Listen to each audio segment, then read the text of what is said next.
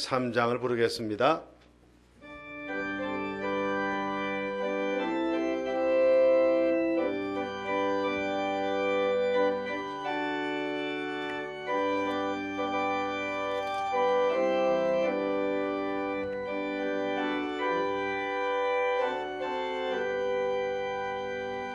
날 위하여 십자가에 중한 고통 받으사 대신 죽은 주 예수의 사랑하신 은혜요, 법에로운 피를 흘려 영영 죽을 죄에서 구속함을 받은 우리 어찌 찬양 안 할까.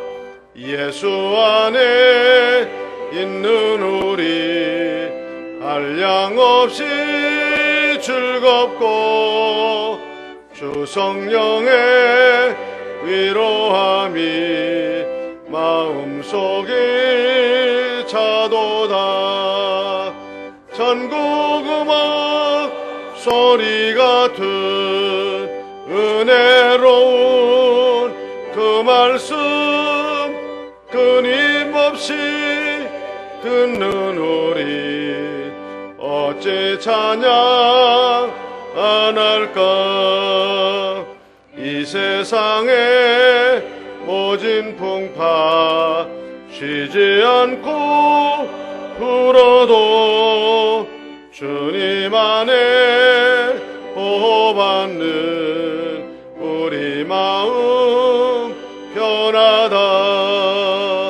늘 깨어서 기도하고 저 천국을 바라며 주님만을 기다리니 어찌 찬양 안 할까.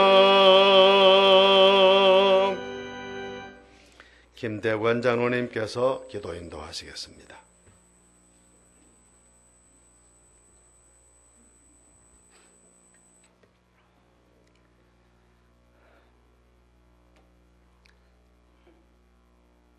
사랑과 은혜가 충만하신 우리들의 아버지 하나님, 은혜와 사랑을 감사드립니다. 좋은 계절을 맞이하게 하시고 저희들에게 김은송 목사님을 모시고 귀한 말씀의 집회를 갖게 하신 아버지 하나님 감사합니다.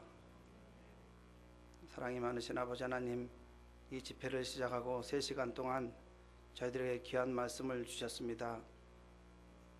하나님께서 약속된 저희들 사람들, 택함받은 저희들이었음을 알게 하시고 또한 하나님의 명령을 순종하며 또한 그 명령을 복종하고 또한 아버지 하나님, 하나님의 사람이 된 저희들, 약속된 사람 저희들이 아버지 하나님, 하나님의 사랑 안에 있으며 하나님께서 동행하신다는 귀한 말씀들을 듣고 또한 그 말씀을 통하여 저희들이 많은 은혜를 받게 하신 아버지 하나님 감사합니다.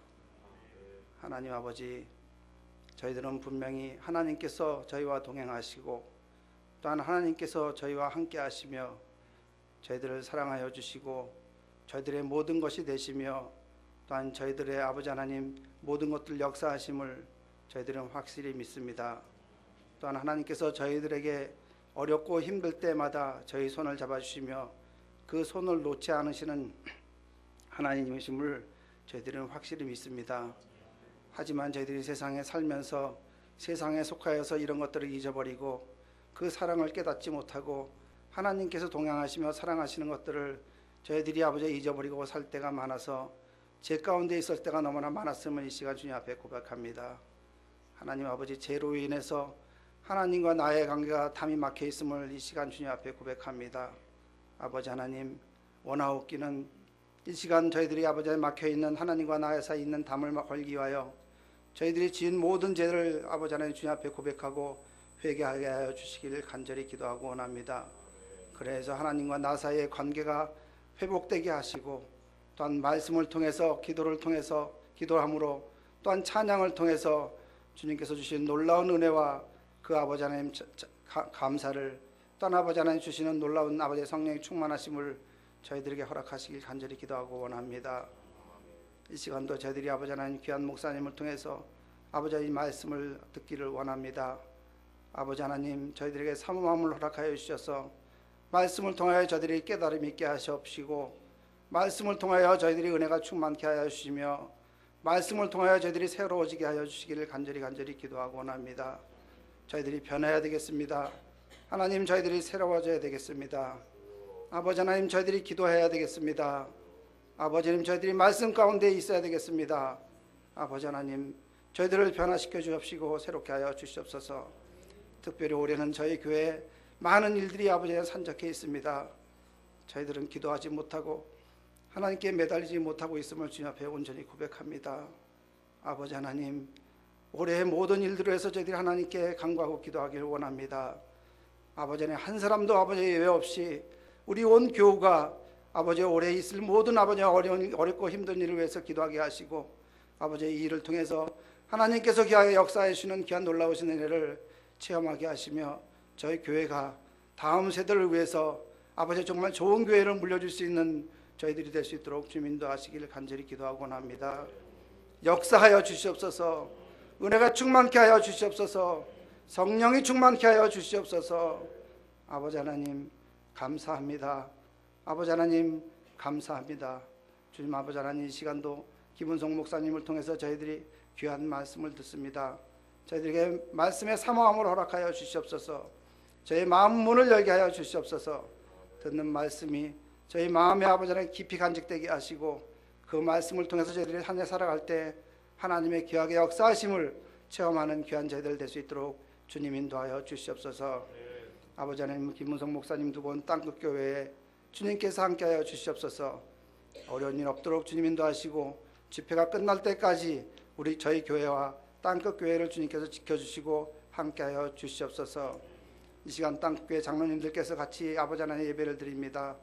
아버지는 먼 길을 오셨는데 같은 은혜 나누게 하여 주시옵시고, 놀라우신 은혜가 함께하여 주시옵소서. 시온 찬양대가 찬양을 준비해 하나님께 드립니다. 찬양을 통해서 하나님 영광 받으시고 저희들에게 놀라운 은혜로 함께하여 주시옵소서. 감사드렸고 예수님의 이름으로 기도 올리옵나이다. 아멘.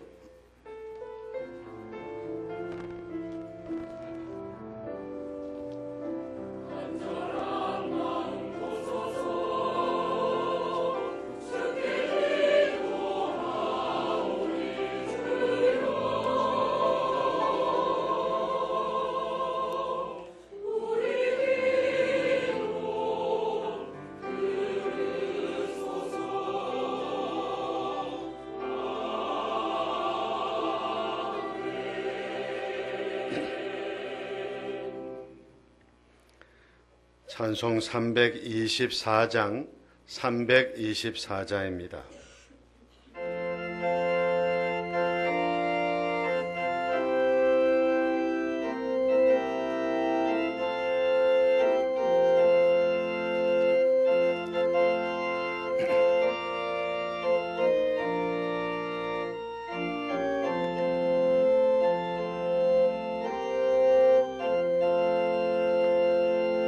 예수 나를 오라네, 예수 나를 오라네. 어디든지 주를 따라 주와 같이 가려니 주의 인도하심 따라 주의 인도하심 따라 어디든지 주를 따라 주와 같이 가려니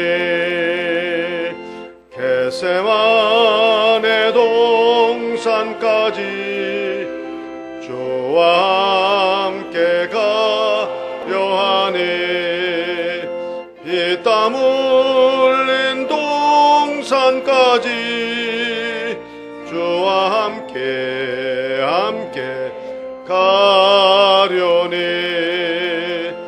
주의 인도하심 따라 주의 인도하심 따라 어디든지 주를 따라 주와 같이 가려니 심판하실 자리까지 주와 함께 가려 하니 심판하실 자리까지 주와 함께 가려니 주의 인도하심 따라 주의 인도하심 따라 어디든지 주를 따라 주와 같이 가려니 주가 크시는 해내려 나를 항상 돌보시고 크신 영광 보여주며 나와 함께 가시니 주의 인도하심 따라 주의 인도하심 따라 어디든지 주를 따라 주와 같이 가려니 하나님의 말씀 봉독하겠습니다. 창세기 34장 16절부터 20절까지 봉독합니다. 35장 잘못 표기되었습니다. 창세기 35장 16절부터입니다. 35장 16절부터 20절까지 제가 봉독하겠습니다. 그들이 베델에서 길을 떠나 에브라스에 이르기까지 얼마간 거리를 둔 곳에서 라헬이 해산하게 되어 심히 고생하여 그가 난산할 즈음에 산파가 그에게 이르되 두려워하지 말라 지금 내가 또 등남하느니라 하매 그가 죽게 되어 그의 혼이 떠나려 할 때 아들의 이름을 베논이라 불렀으나 그의 아버지는 그를 베냐민이라 불렀더라. 라헬이 죽음에 에브랏 곧 베들레헴 길에 장사되었고 야곱이 라헬의 묘에 비를 세웠더니 지금까지 라헬의 묘비라 일컫더라. 아멘. 시온 찬양대 찬양이 있겠습니다.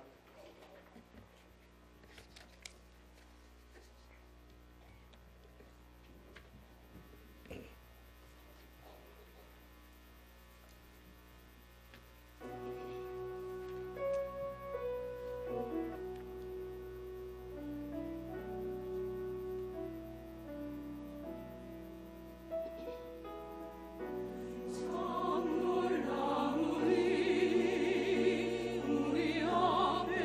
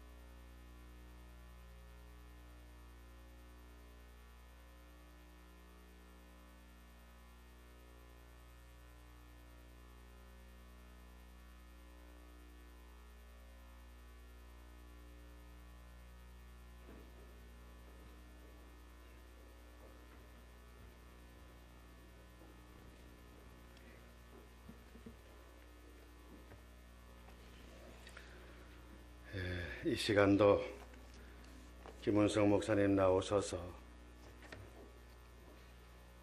여러분들께서 하나님 앞에 드리신 예물을 위해서 축복하며 기도하시고 얻음과 누림이란 제목으로 말씀을 주실 때 큰 은혜 받는 시간이 되실 수 있기를 간절히 바랍니다.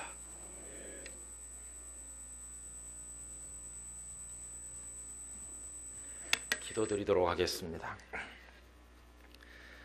살아서 역사하시는 아버지 하나님 감사드립니다. 오늘 하루를 분주하게 살고 바쁘게 사는 가운데서도 하나님의 은혜를 맛보다가 오늘 저녁 이 고요한 시간에 저희들을 하나님의 집에 모아주심을 진심으로 감사드립니다. 아버지 하나님, 이 시간 저희의 생각을 하나님께로 모을 수 있게 하여 주시옵소서. 하나님의 말씀을 향해 저희들의 마음을 열고 귀를 열게 하여 주시고 들려주시는 하나님의 은혜의 말씀을 통하여 저희 모두가 새 힘을 얻고 깨닫고 결단하는 시간이 되게 하여 주시옵소서. 아버지 하나님, 귀한 찬양대 하나님 앞에 영광의 찬송을 불러드렸습니다. 아버지 하나님, 저희들이 그 영광의 나팔소리와 함께 주님 오실 때 변화될 줄로 믿습니다. 그때 그 궁극적인 변화에 앞서 이 땅에 사는 동안에도 성령 안에서 저희의 성품과 인격과 삶의 목표와 삶의 내용이 변화될 수 있도록 역사하여 주시기를 기도합니다.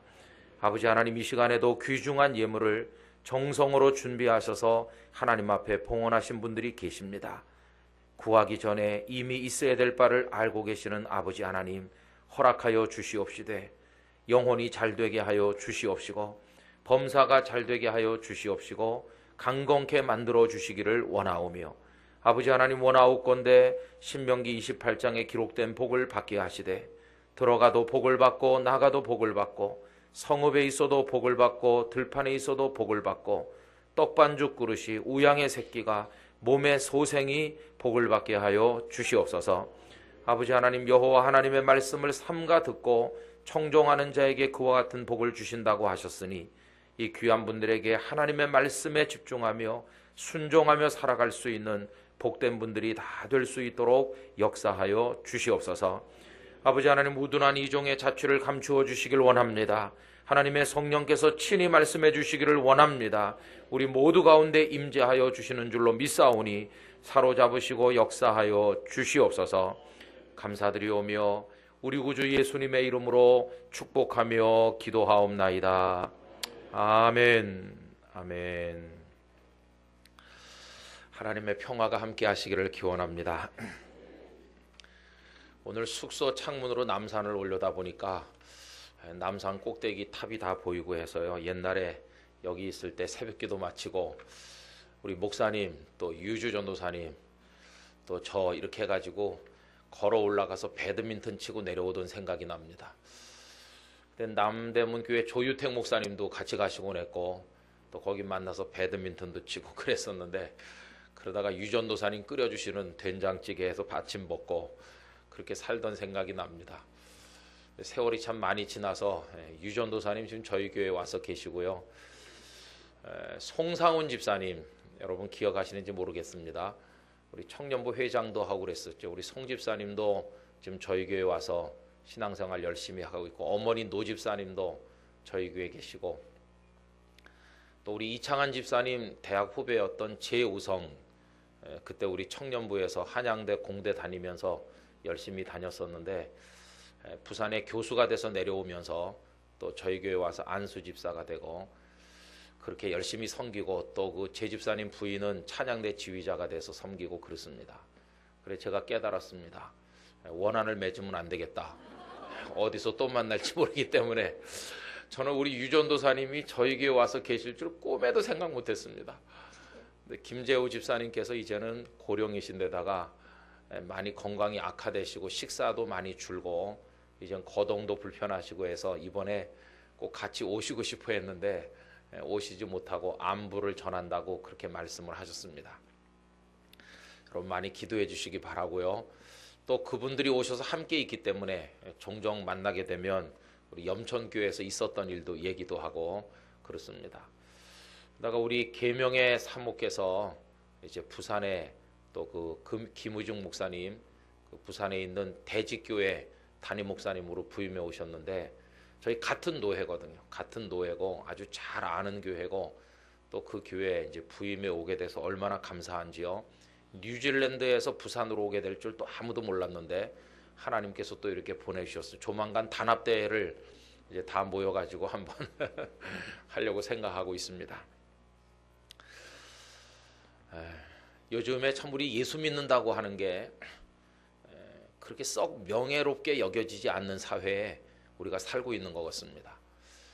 어떤 목사님 말씀을 들어보니까 논산 훈련소에 입소한 장병들을 대상으로 종교 실태를 조사하는데 쫙 앉아있는 가운데 절에 다니는 사람 그러니까 쫙 손을 들더랍니다. 그 다음에 성당에 다녔던 사람 그러니까 손을 쫙 들더랍니다. 그런데 교회 다니다 온 사람 그러니까 손을 이렇게 들다가 말더랍니다. 가슴 속에서는 얼마나 하나님을 믿는데 긍지를 느끼고 있는지 잘 모르겠지만 많은 사람들이 있는 곳에서 저 하나님의 사람입니다. 이거 하는데 조금 뭔가 좀 이렇게 불편함을 느끼고 감정적인 위축을 느끼고 있다는 증거가 아니겠습니까? 그 원인이 뭔지는 뭐 여러 가지 진단이 있을 수가 있겠죠. 그런데 그 중에 단적인 이유를 하나 이야기한다면 별로 우리 사회에서 예수 믿는 게 그렇게 인기 있게 여겨지지 않기 때문이다 하는 것을 알 수 있습니다. 그래 참 가슴 아픈 얘기인데 젊은이들 중에서 말이죠. 너 아직도 새누리당 지지하니? 이런 말이 있다고 그래요. 저희 애가 이제 대학에 다니는데 학생들하고 토론하면 뭐 이렇게 진보적인 경향 있는 젊은이도 있고 또 보수적인 경향이 있는 젊은이들도 있지 않습니까? 이제 총선이 멀지 않았는데 학생들끼리 그런 얘기를 한다고 그래요. 너 아직도 한나라당을 지지해? 그러면서 화성에서 왔니? 뭐 그런다는 얘기를 제가 들었습니다. 그러니까 우리 대한민국의 여러 가지 민심이 많이 이제 복잡하죠.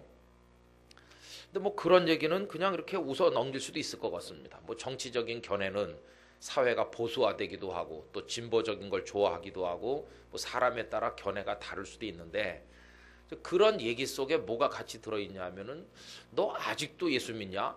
그런 말도 있다는 겁니다.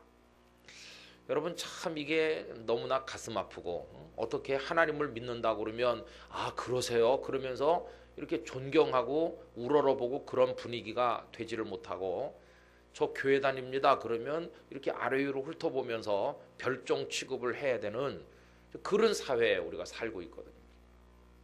서울은 기독교인이 좀 많기 때문에 어떤지 모르겠지만은 저희 부산은 기독교인이 워낙 적다 보니까 교회 다닌다고 그러면 진짜 더 이상하게 생각하는 그런 분위기라고 말할 수가 있겠습니다.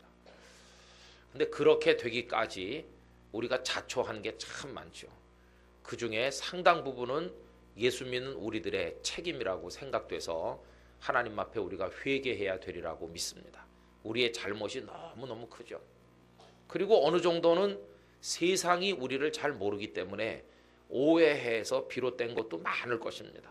세상이 우리를 오해했기 때문에 생겨난 문제에 대해서는 우리가 적극적으로 우리가 믿는 진리를 변증하고 우리의 복음의 그 위대함을 그들에게 이제 각인시켜주는 작업이 필요하겠죠. 근데 이제 그런 원인 중에 하나가 또 뭐가 있냐 하면 우리로서는 참 극복하기 어려운 어떤 거대한 그 사회적인 흐름이라고 하는 게 있다는 것입니다. 이 사회적인 흐름이 기독교에 결코 유리하지 않은 불리하게 흘러가는 면이 있다는 것입니다. 이거 우리나라 안에서만 있는 게 아니고 전 세계적인 흐름으로 흘러가니까 우리가 그 흐름을 두 손바닥으로 가로막기에는 역부족일 때가 너무나 많은 것이죠.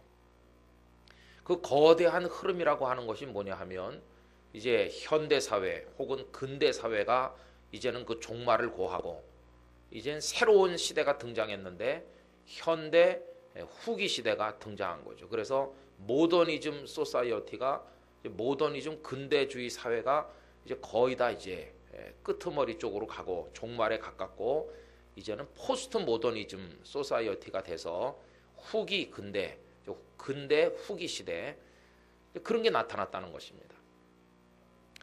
이 포스트 모더니즘 사회의 특징은 뭐냐 하면은 절대 가치가 붕괴되는 것이죠. 그러니까 정직해야 된다.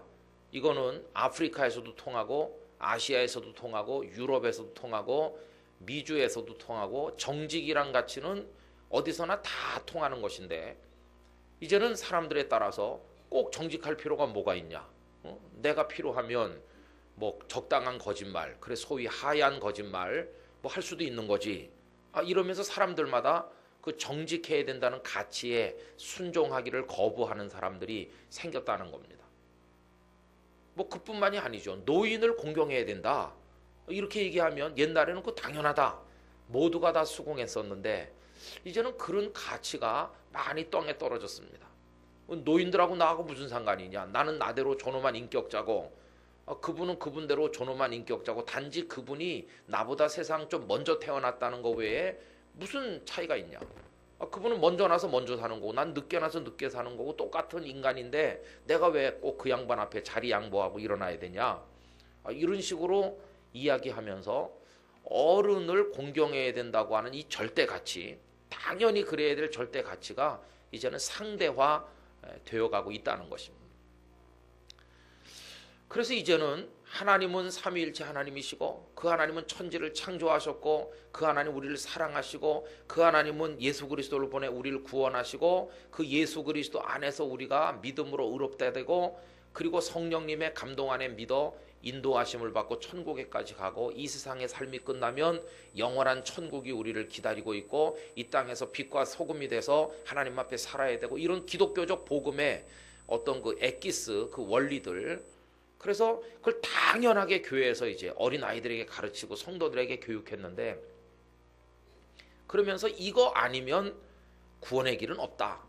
천하 인간의 구원을 얻을 만한 다른 이름을 우리에게 주신 일이 없다고 하면서 오직 예수. 그걸 우리가 강력하게 이제 선포해 오지 않았습니까? 그런데 이 포스트 모더니즘 시대에 오니까 절대 가치라고 하는 게 다 무너지다 보니까 오직 예수라는 말을 이제는 취소해라.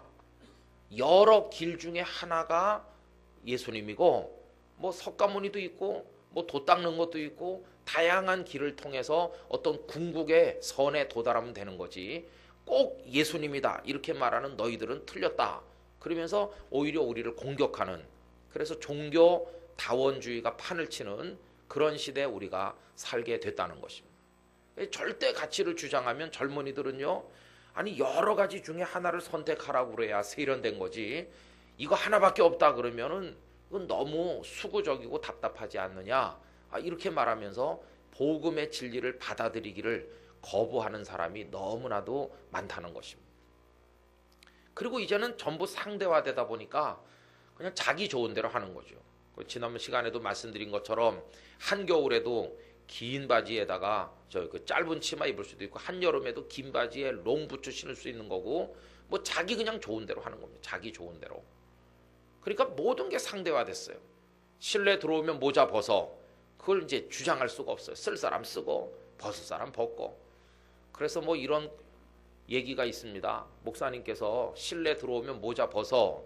그러니까 목사님도 실내 들어오면 안경 벗으세요. 뭐 그렇게 농담한다는 얘기가 있습니다. 그러니 뭐 이게 이제는 뭐 먹히질 잘 않아요. 이 포스트 모더니즘 시대의 특징 중에 하나는 뭐냐 하면은 이제 성공이고 뭐고 다 귀찮다는 것입니다. 성공해가지고 많이 뭐 소유하고 이런 게 다 만사가 귀찮다. 그럼 반대로 그 현대주의의 특징은 더 많이, 더 크게, 더 높게 이런 게 가치입니다.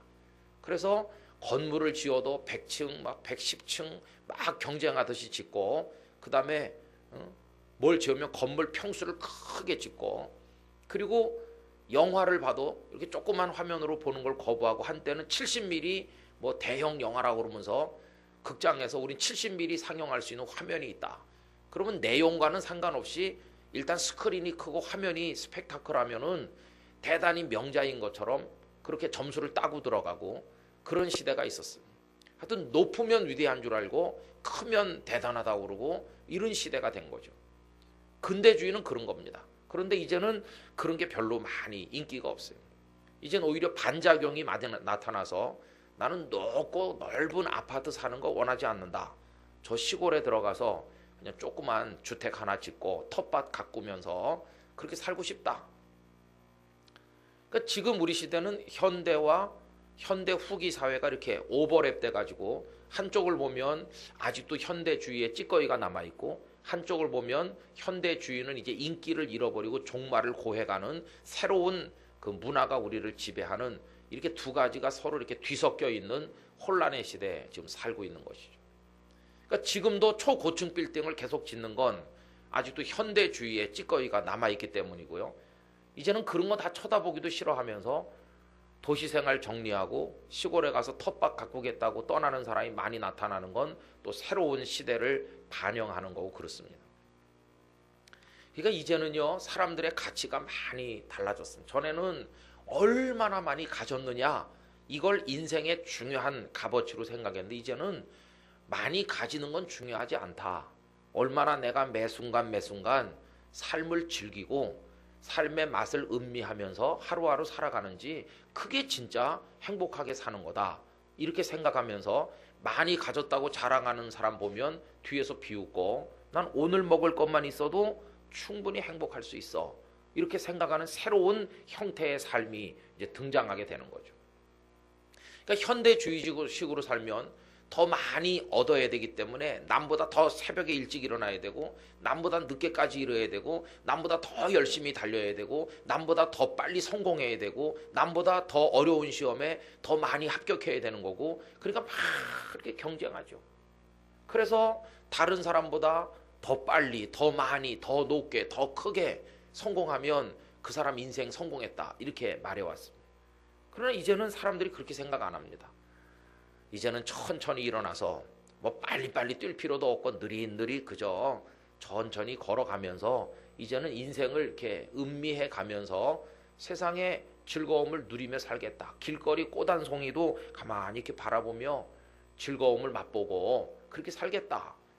그래서 이제는 천천히 사는 거, 이제는 좀 숨을 골아가면서 살아가는 그런 방식, 이런 게 사람들에게 어필하는 시대가 됐습니다. 그러다 보니까 기독교가 그런 큰 흐름 속에서 이제 피해를 보는 게 있습니다. 어떤 피해를 보고 있냐 하면은 더 높게, 더 많이, 더 빨리 하는 이 서구적 가치, 서구가 우리에게 물려준 어떤 그런 발전에 대한 가치가 이게 기독교 복음과 함께 들어오지 않았습니까? 그러니까 기독교 복음이 전해지는 곳에는 미신을 타파하고 이제 게으름 이런 거 타파하고, 기독교인들은 더 새벽에 일찍 일어나서 더 열심히 일하고 더 부지런히 해가지고, 그래서 물질을 얻으면 그 다음에 그걸 재투자해가지고 또 회사를 더 키우고, 이게 서구적 가치인데 서구적 가치는 꼭 기독교적 가치다, 이렇게 이제 인정하는 것이죠. 그러니까 요즘에는 천천히 자연과 함께 느릿느릿 이게 이제 유행하다 보니까 이거는 동양적 가치다, 이렇게 생각하는 겁니다.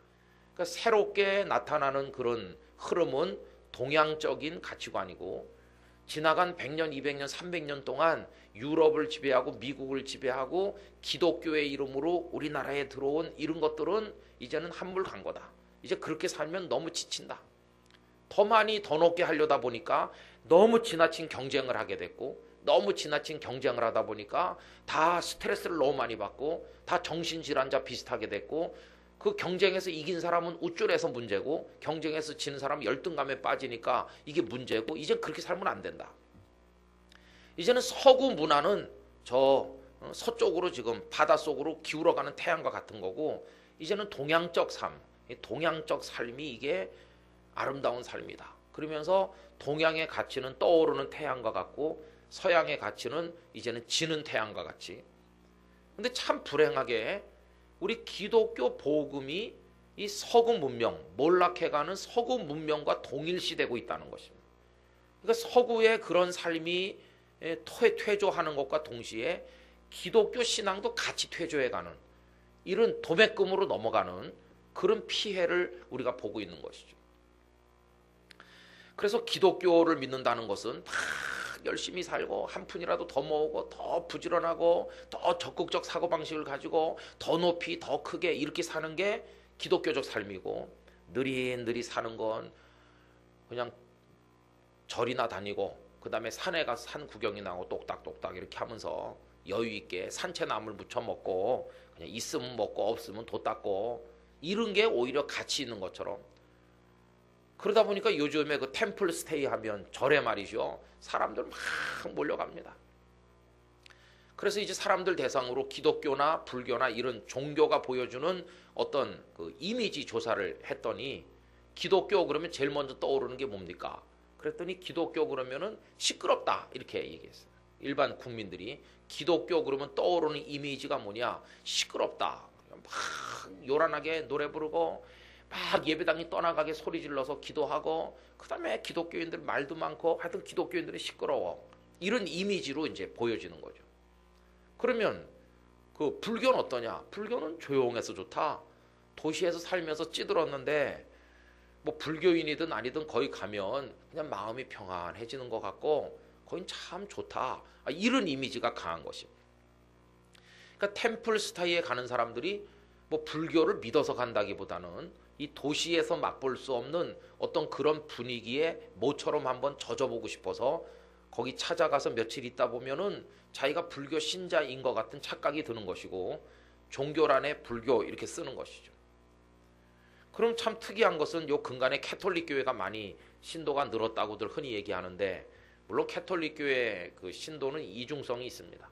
그 캐톨릭 교회에서 종교 조사를 하면 신도가 많이 는 걸로 나오지만 여기 서울 교구 본부에서 나온 글을 보면 굉장히 캐톨릭에 고민이 많습니다. 왜 그러냐 하면 외형 성장은 많이 했거든요. 폭발적으로 캐톨릭이 늘어난 것처럼 보이지만 미사에 참여하는 사람은 전부 다 줄었다는 것이 이게 캐톨릭의 지금 딜레마죠. 종교가 뭐요? 그러면 캐톨릭이요. 이렇게 말하는 사람은 늘었는데 미사에 오는 사람은 많이 줄었다는 것입니다. 이게 이제 그들의 갈등이죠. 그럼 캐톨릭을 이렇게 마음으로나마 선호하는 사람들이 생겼는데 캐톨릭의 이미지는 어떨까요? 캐톨릭은 그 성당 안에서 드럼 같은 거 안 치고 캐톨릭은 막 이렇게 부르짖어 기도 같은 거 안 하거든요. 캐톨릭 성당도 들어가 보면 언제나 조용한 것 같고 뭔가 엄숙한 것 같고 그러면서 뭔가 거기 잘 모르지만 절대자가 계실 것 같은 느낌이 들면서 캐톨릭 성당 안에 가서 앉아 있으면 나도 모르게 좀 경건해지는 것 같다. 그런 이미지를 이제 가지고 있다는 겁니다. 그래서 저는 우리 개신교회도 무조건 요란하게 하는 거를 이젠 조금 한번 생각해 볼 필요가 있겠다는 그런 개인적인 견해를 가지게 됐습니다. 그럼 여러분 우리 예전의 선배들은 어떻게 하셨나? 이제 그걸 우리가 봐야 되는데요. 정말 우리 기독교는 성공 중심이고 막 경쟁하고 남보다 더 높이 더 많이 그게 기독교의 본질인가? 정말 그랬나? 그래서 성경을 가만히 읽어보면요. 절대 그렇지 않다는 것입니다. 서구 문명은 곧 기독교 문명이고 서구 문명의 삶의 스타일은 곧 크리스찬의 삶의 스타일 그게 그거다. 이렇게 동일시된 것은 아주 잘못됐다는 것입니다. 오히려 동양적이라고 생각하는 천천히 걸어가고 그 다음에 만족하며 살고 그 다음에 경쟁하지 아니하고 양보하면서 자연과 더불어 분수를 지키며 살아가는 소위 동양적인 가치라고 요즘 사람들이 생각하면서 거기 매료되는 그런 가치들이 사실은 하나님께서 가르치신 것인데 우리 기독교가 그거를 잃어버렸다는 것입니다. 그걸 상실하다 보니까 기독교가 오해를 받게 된 것이죠. 성경 어디를 봐도 하나님께서는요. 남보다 빨리 뛰어서 남이 얻기 전에 먼저 얻어라. 그런 거 가르치신 데가 절대로 없습니다. 오히려 양보해줘라. 원수를 사랑해라. 그리고 내 몫의 그 분깃, 그 몫으로 준 거 그거 자족할 줄 알아라. 자족하는 사람이 복이 있는 거다. 돈을 사랑하는 것은 일만하게 뿌리다. 그러면서 하나님이 내려주시는 것으로 만족하며 살아가야 될 것을 우리들에게 얼마나 많이 가르치고 있습니까? 그러니까 성경대로만 살면 동양적인 가치를 따로 가서 배우지 않아도 요즘 현대인들이 지치고 피곤한 영혼을 어디서 쉬고 싶어 하는데 성경대로만 믿으면 그렇게 될 줄로 믿습니다. 그러니까 성경의 재발견이 필요한 것이죠. 성경의 재발견. 그리고 기독교가 그런 게 아니다. 기독교가 말이지 막 경쟁해서 남보다 앞서고 남을 디디고 일어서고 그런 게 아니다. 이걸 이제 우리가 설명해야 될 숙제를 안게 된 것입니다.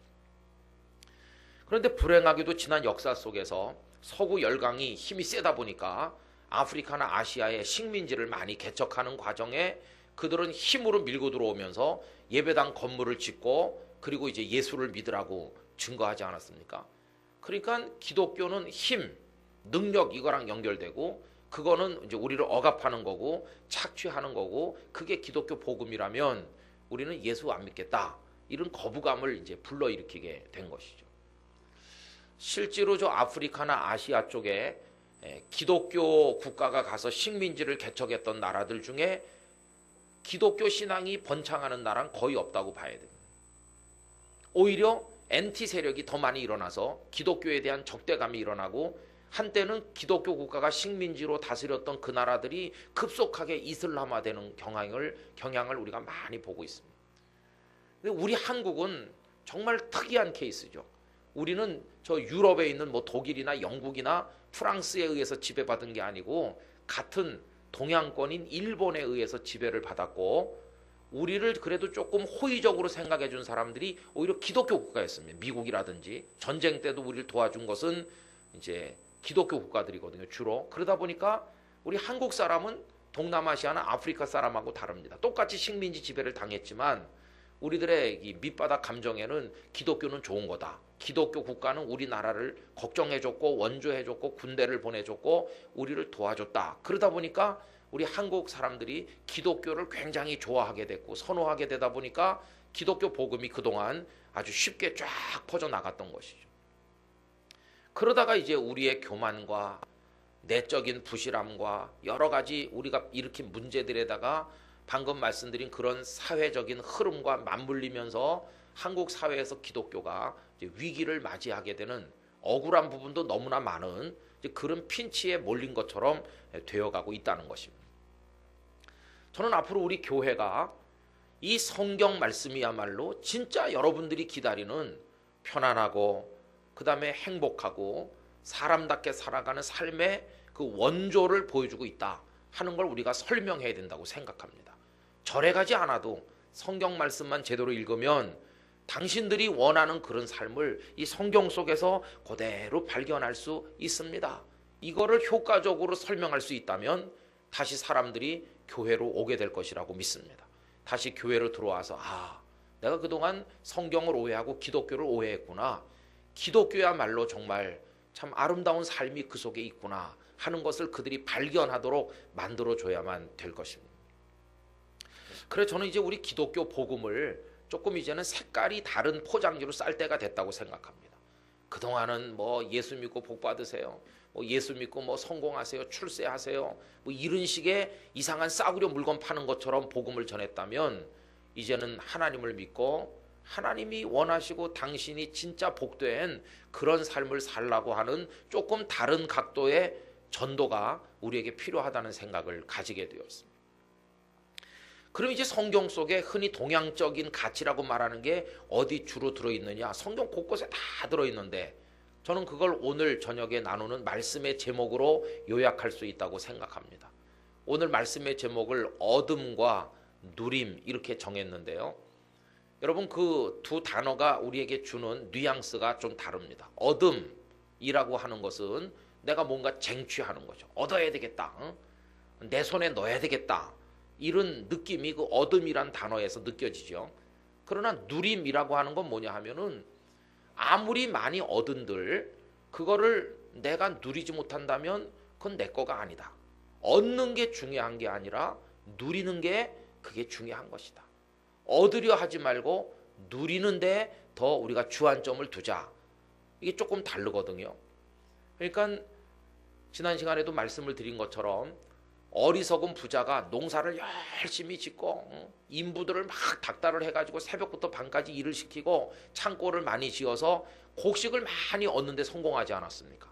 그는 얻는데 성공한 사람이죠. 그죠? 그래서 바리바리 싸놨습니다. 그러면서 말하기를 이제부터 누려보자. 이제부터 내 영혼아 먹고 마시고 즐기자. 이렇게 했지만 하나님께서 네 영혼을 오늘 밤에 불러가면 쌓아놓은 것이 다 누구의 것이 되겠느냐 그런다고 하셨죠. 그럼 여러분 이 사람은요 어둠과 누림 중에서 어둠에는 성공한 것처럼 보이지만 누림에는 100% 실패한 사람이 되는 것이죠. 쌓긴 쌓았는데 맛보지 못했고 누리지 못한다는 것입니다. 그러니까 이렇게 살면 안 되는 것이죠.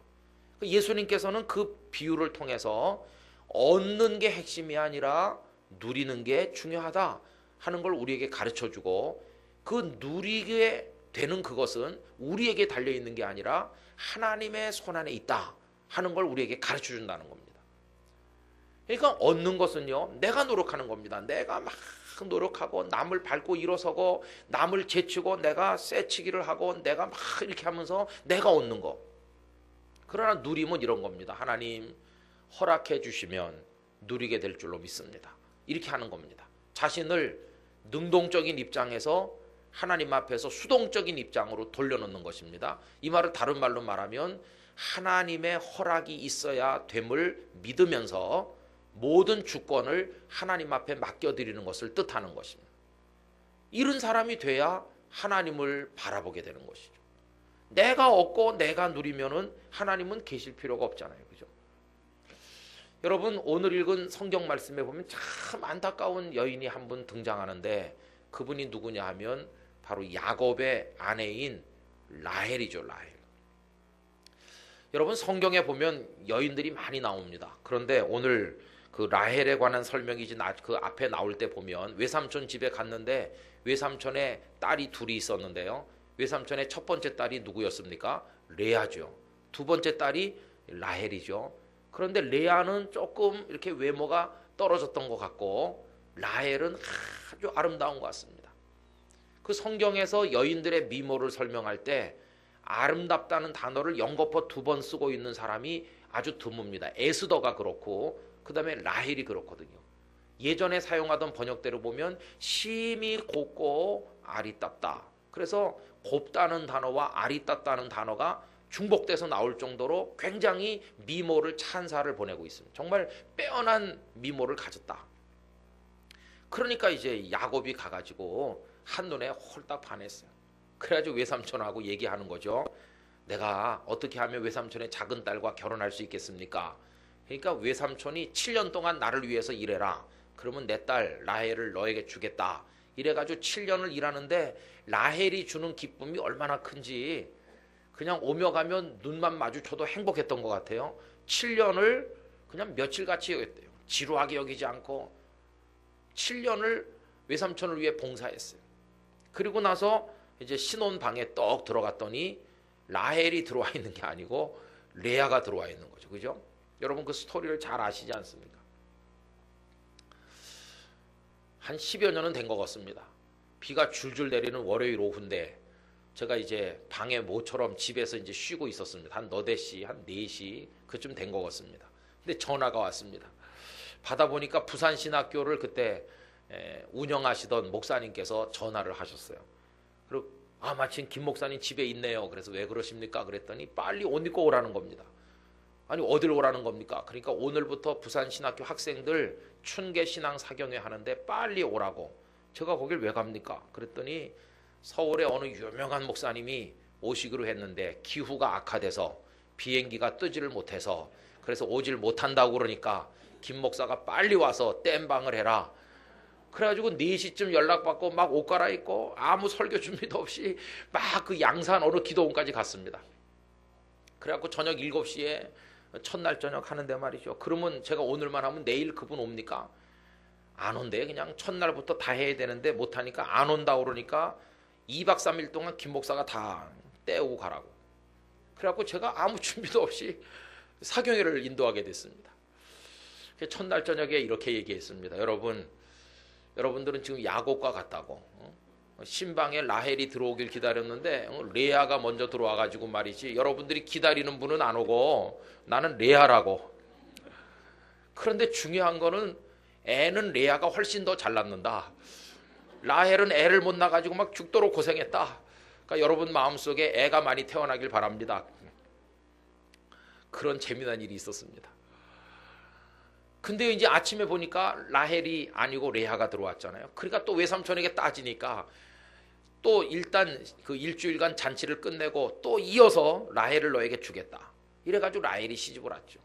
그래서 또 7년을 또 외삼촌을 위해 봉사했지 않습니까? 자, 그런데 여러분 가만히 보세요. 레아가 애는 더 잘 낳는다고 그랬잖아요. 근데 아닌 게 아니라 레아가 금방 아기를 가져서 아들을 쏙쏙 낳습니다. 그런데 라헬은 자식을 못 낳는 겁니다. 그러니까 언니에 대해서 말할 수 없는 질투심이 생겼어요. 사랑도 내가 더 많이 받고 예쁘기도 내가 더 많이 예쁘고 누구를 봐도 내가 더 우수한 것 같은데 아니 어떻게 자식은 나는 못 낳나. 여러분 지금도 뭐 그런 게 좀 있겠지만 옛날로 갈수록 자녀를 못 낳는다고 하는 건 여성에게 아주 치명적인 것이었습니다. 그러니까 이 라헬이 막 야곱에게 대들고 나도 아이를 낳게 하라 그러니까 그렇게 사랑하는 아내인데도 불구하고 야곱이 막 화를 낸 적도 있습니다. 내가 하나님이냐고. 그럴 정도로 이 라헬이 자식을 못 낳는 데 대한 스트레스와 아픔이 컸다는 걸 알 수 있습니다. 하도 안타까워하니까 여러분 하나님께서 라헬의 태를 여시고 라헬에게 아들 하나를 낳게 하셨죠. 그 아들이 누구입니까? 그 아들이 그렇죠. 요셉을 낳게 된 거죠. 그런데 그 요셉을 낳았는데요. 아기를 낳고 그 이름을 요셉이라고 짓지 않았습니까? 우리가 그 대목을 잘 생각해 봐야 됩니다. 요셉이란 이름의 뜻이 뭘까요? 요셉이란 이름의 뜻은요. 아이를 주셔서 감사합니다. 찬양합니다. 뭐 기쁨이라든지 이런 단어가 아닙니다. 요셉이란 이름의 뜻은 더한다 그런 뜻입니다. 이거는 기쁘거나 감사해서 지은 이름이 아닙니다. 하나님 자식을 영영 못 낳을 줄 알았는데 저에게 이런 귀한 아들을 주신 하나님을 찬양합니다. 감사합니다. 이런 게 아니라고요. 그럼 더한다는 뜻이 뭐냐 하면 불만이 가득한 겁니다. 하나님 저 이 자식 하나 가지고 만족 못합니다. 저 이 하나 가지고 양에 안 찹니다. 그러니 이 녀석 말고 빨리 다른 아들을 더 주세요. 더 해주세요. 그런 겁니다. 하나님께서 주셨는데 감사가 없어요. 만족이 없어요. 그래서 쟁취해야 되겠다. 다른 아들을 더 낳아야 되겠다. 이게 바로 얻음이라고 하는 동기가 강하게 작용하는 겁니다. 얻어야 되겠다. 얻어야 되겠다. 하나 더 낳아야 되겠다. 이러는 겁니다. 그런데 이제 중요한 건 뭐냐 하면은요.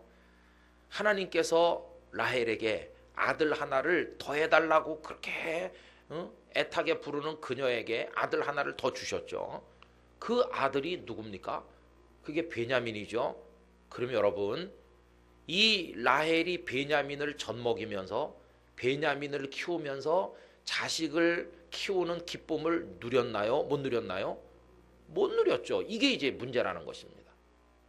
오늘 이 본문 말씀 아까 우리 읽은 데 보면은 낳긴 낳죠. 그래서 베냐민을 낳는데 난산하면서 그러면서 베냐민을 낳자마자 죽는 겁니다. 이게 얼마나 기가 찬 상황입니까?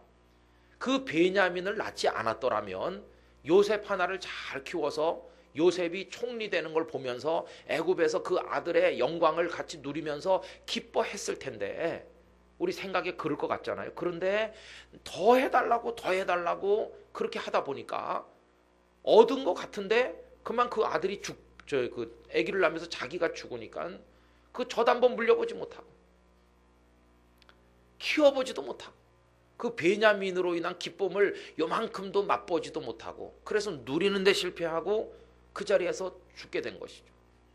너무 비통하니까 숨이 끊어질 무렵에 이 라헬이 뭐라고 얘기하느냐 하면은 베논이라고 아기 이름을 붙였습니다. 베논이라는 것은 슬픔의 아들이라는 거죠. 진짜 슬프죠. 하나도 기쁘지 않죠. 낳긴 낳지만 자기 소원이 이루어졌지만 누리지 못하니 정말 슬픔의 아들이죠. 그랬더니 야곱이 그 남편이 옆에 있으면서 아니라고 베논이라고 부르면 안 된다 이렇게 하면서 이름을 고쳐줬는데 그게 베냐민이죠.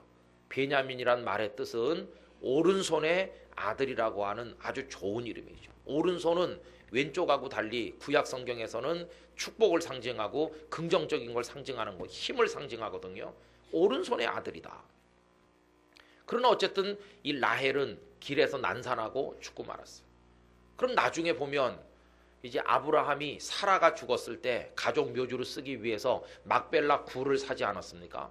그래서 사라가 거기 묻히고 나중에 아브라함도 거기 묻히고 이삭과 리브가가 거기 묻히고 그리고 이제 야곱이 거기 장래되는데 나중에 그럼 레아와 라헬 중에 누가 그 막벨라굴의 주인공이 됐나요? 라헬이 아니고 레아였다는 것입니다.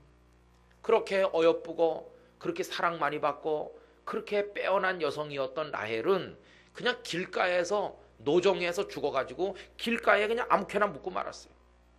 그런데 레아는 정실 부인처럼 그 막벨라굴의 남편과 함께 들어가는 영광을 얻게 된 것이에요. 그리고 레아는 많은 자녀를 낳고 그 많은 자녀를 키우는 기쁨을 누리는데 성공했거든요. 레아는 누리는 걸 라헬은 누려보지를 못하는 것이에요. 그래서 여러분, 얻는 것보다 더 중요한 것은 누리는 것인 줄로 믿습니다. 누리는 게 이게 중요한 것이죠. 돈을 아무리 많이 얻은들 자기는 누려보지 못한다면 그게 무슨 소용이 있습니까? 어떤 분은 돈을 많이 얻는데 성공해요. 제가 아는 분 중에도 대전 근처에 살았는데 농사 짓는 분이셨거든요. 그런데 그 대전 근처가 발전되면서 땅값이 막 벼락같이 오르니까 이분이 막 재벌 수준으로 부자가 됐어요. 근데 이분은 진짜 아무것도 모르시는 분입니다. 그냥 오로지 조상에게 물려받은 땅 그거 농사 짓고 새카맣게 그을고 주름이 조글조글한 진짜 완전 시골 할아버지인데 땅값이 많이 올라가지고 조금씩 떼서 파는데 이게 뭐 엄청난 돈이 된 거죠. 누구만 좋았을까요? 자식만 좋죠. 자식들만 좋아졌죠.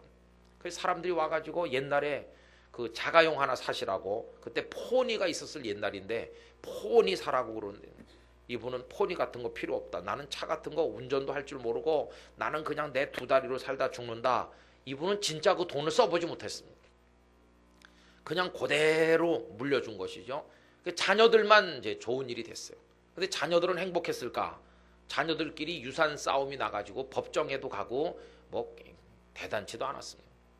그 가정에 그게 축복이 못 되는 것을 보게 됐습니다.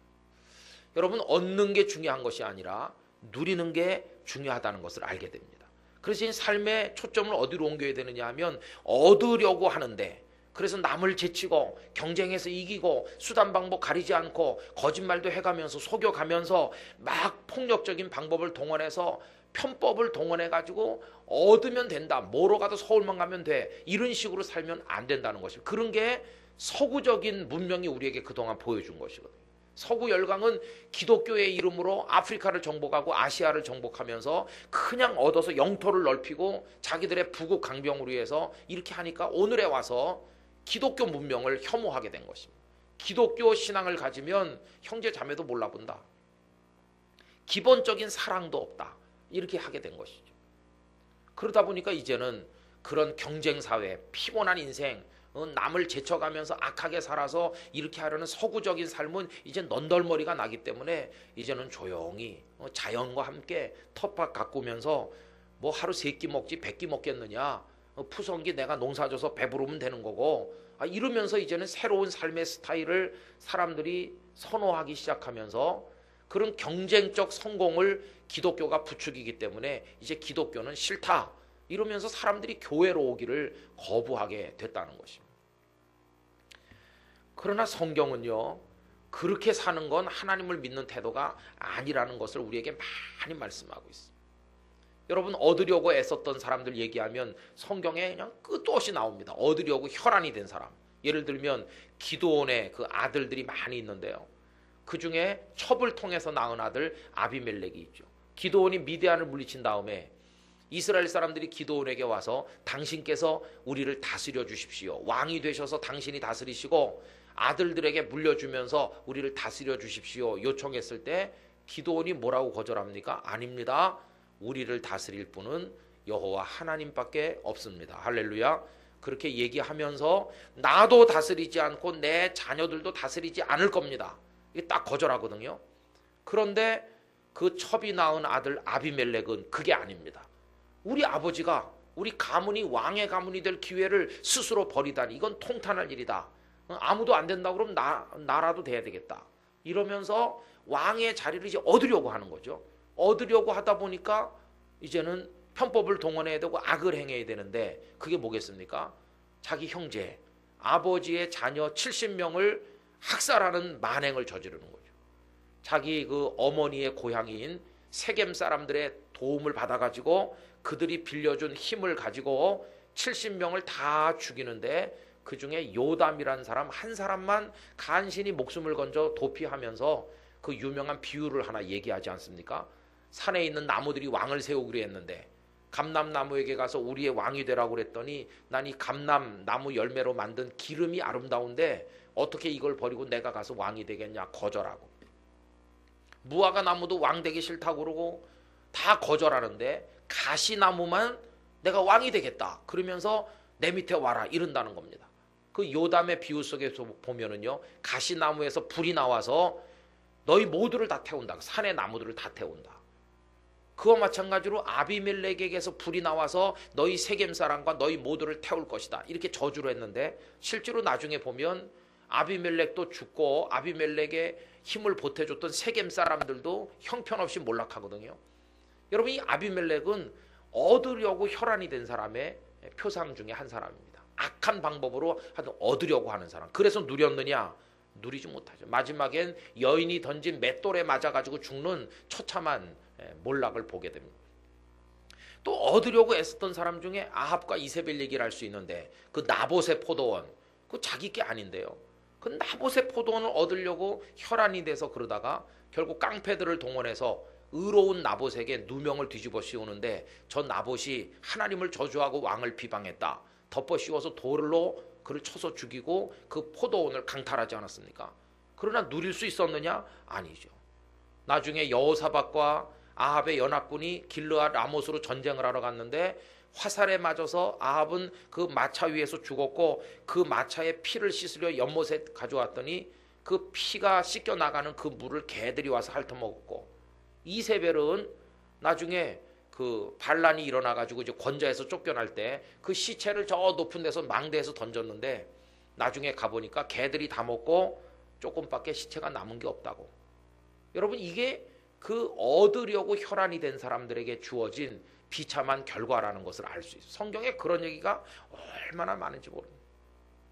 얻으려고 길을 썼던 사람 한 사람 더 얘기를 든다면 아간이죠. 아간. 여리고성을 정복했는데 전부 다 불살라 하나님께 드리라 이러는데 아간이 금은 보화, 귀중한 것들, 외투 좋은 거 이런 거 숨기지 않았습니까? 그래갖고 그 외투 입어보고 그 은금 팔아가지고 좀 누려봤느냐? 절대로 누려보지 못하고 제비뽑기 하니까 딱 아간이 뽑힌 것이죠. 아이성에서 패전한 이후에. 그래 끌려나가서 돌무더기 속에 죽으니 그게 아골골짜기가 되지 않았습니까? 그래서 성경은 우리에게 뭐라고 가르치고 있느냐 하면은 얻으려고 하지 말고 누리려고 해라. 그걸 우리에게 가르치고 있다는 것입니다.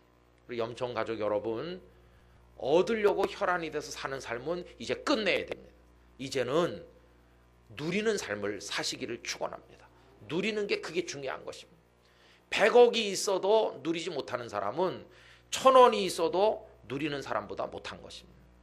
누리는 게 그게 중요한 거죠. 그럼 누림 속에는 뭐가 있느냐? 이게 이제 정말 중요한 진리로 우리가 도달하게 되는데요. 누리기 위한 영적 비결이 뭐냐? 그게 말이죠, 자기를 부인해야 된다는 것입니다. 예수님께서 말씀하시기를 아무든지 나를 따라오려거든 자기를 부인하고 이렇게 출발하시잖아요. 자기를 부인해야 됩니다. 그래야 누릴 수 있게 된다 하는 것입니다. 이 얻음과 누림의 이야기를 가장 잘 보여주는 성경의 대표적인 인물이 바로 야곱이라고 할 수 있습니다. 지금 아내 라헬이 얻고자 애쓰다가 지금 비극적으로 죽은 얘기를 오늘 본문에서 보았는데요. 그 남편 야곱이 똑같습니다. 똑같아요. 여러분, 야곱의 스토리를 가만히 보면 얻으려고 몸부림치는 인생을 삽니다. 그래서 나중에 그 형 에서와 쌍둥이로 태어난 다음에 언제나 불만이죠. 형이 먼저 나오고 자기는 뒤늦게 나와서 발뒤꿈치 딱 잡고 나왔으니까 뭐 시간차도 없이 같이 태어났는데도 어여시 에서는 형이고 자기는 동생이니까 아버지의 이름을 상속받는 것도 형이고 그 재산의 대부분을 상속받는 것도 형이고 나는 이게 뭐냐 도대체 불만이 크득하면서 그 형의 몫을 자기 걸로 얻고자 하는 이 경쟁심이 야곱의 가슴에 불타오르는 거예요. 그러니까 얼마나 나중에 치졸한 사람이 되는지요. 형이 사냥하다 들어와서 배가 고픈데 자긴 집에서 팥죽을 썼는데 그거 형이 팥죽 달라고 그러는데 안 주는 사람이 어디 있습니까? 세상에 그런 사람이 어디 있겠습니까? 그러면서 조건을 거는 거예요. 장자의 명분을 여기다 걸어라. 또 장자의 명분을 걸고 팥죽을 먹는 에서도 심각한 사람이고, 이걸 조건으로 해갖고 팥죽을 내주는 야곱도, 여러분 그런 사람 옆에 있으면 절대 상종하면 안 됩니다. 이 사람 나중에 뭐 내놓으라고 할지 몰라요. 진짜 치사하고 이런 사람이 어디 있습니까? 길 가는 모르는 사람도 죽을 줄판인데, 잡숫고 가세요 그럴 판인데, 아니 형님이 배가 고파 좀 허덕이는데 장자의 명분 내놓으라고. 그러니 이게 상상을 못하는 그 야곱의 마음이죠. 그러다가 나중에 그 어머니 리브가는 어떻게 해서 야곱을 사랑하게 됐는지 모르겠는데요, 하여튼 둘이 짝짝꿍이 됐습니다. 그래서 음모를 진행해가지고 어리숙한 남자들을 속여먹는 거죠. 여러분 이쪽은 아버지도 남자 아들도 남자니까 그 에서하고 이삭은 질 수밖에 없어요. 왜냐하면 이쪽에 여자가 끼어 있잖아요. 여자를 우리 경계해야 됩니다.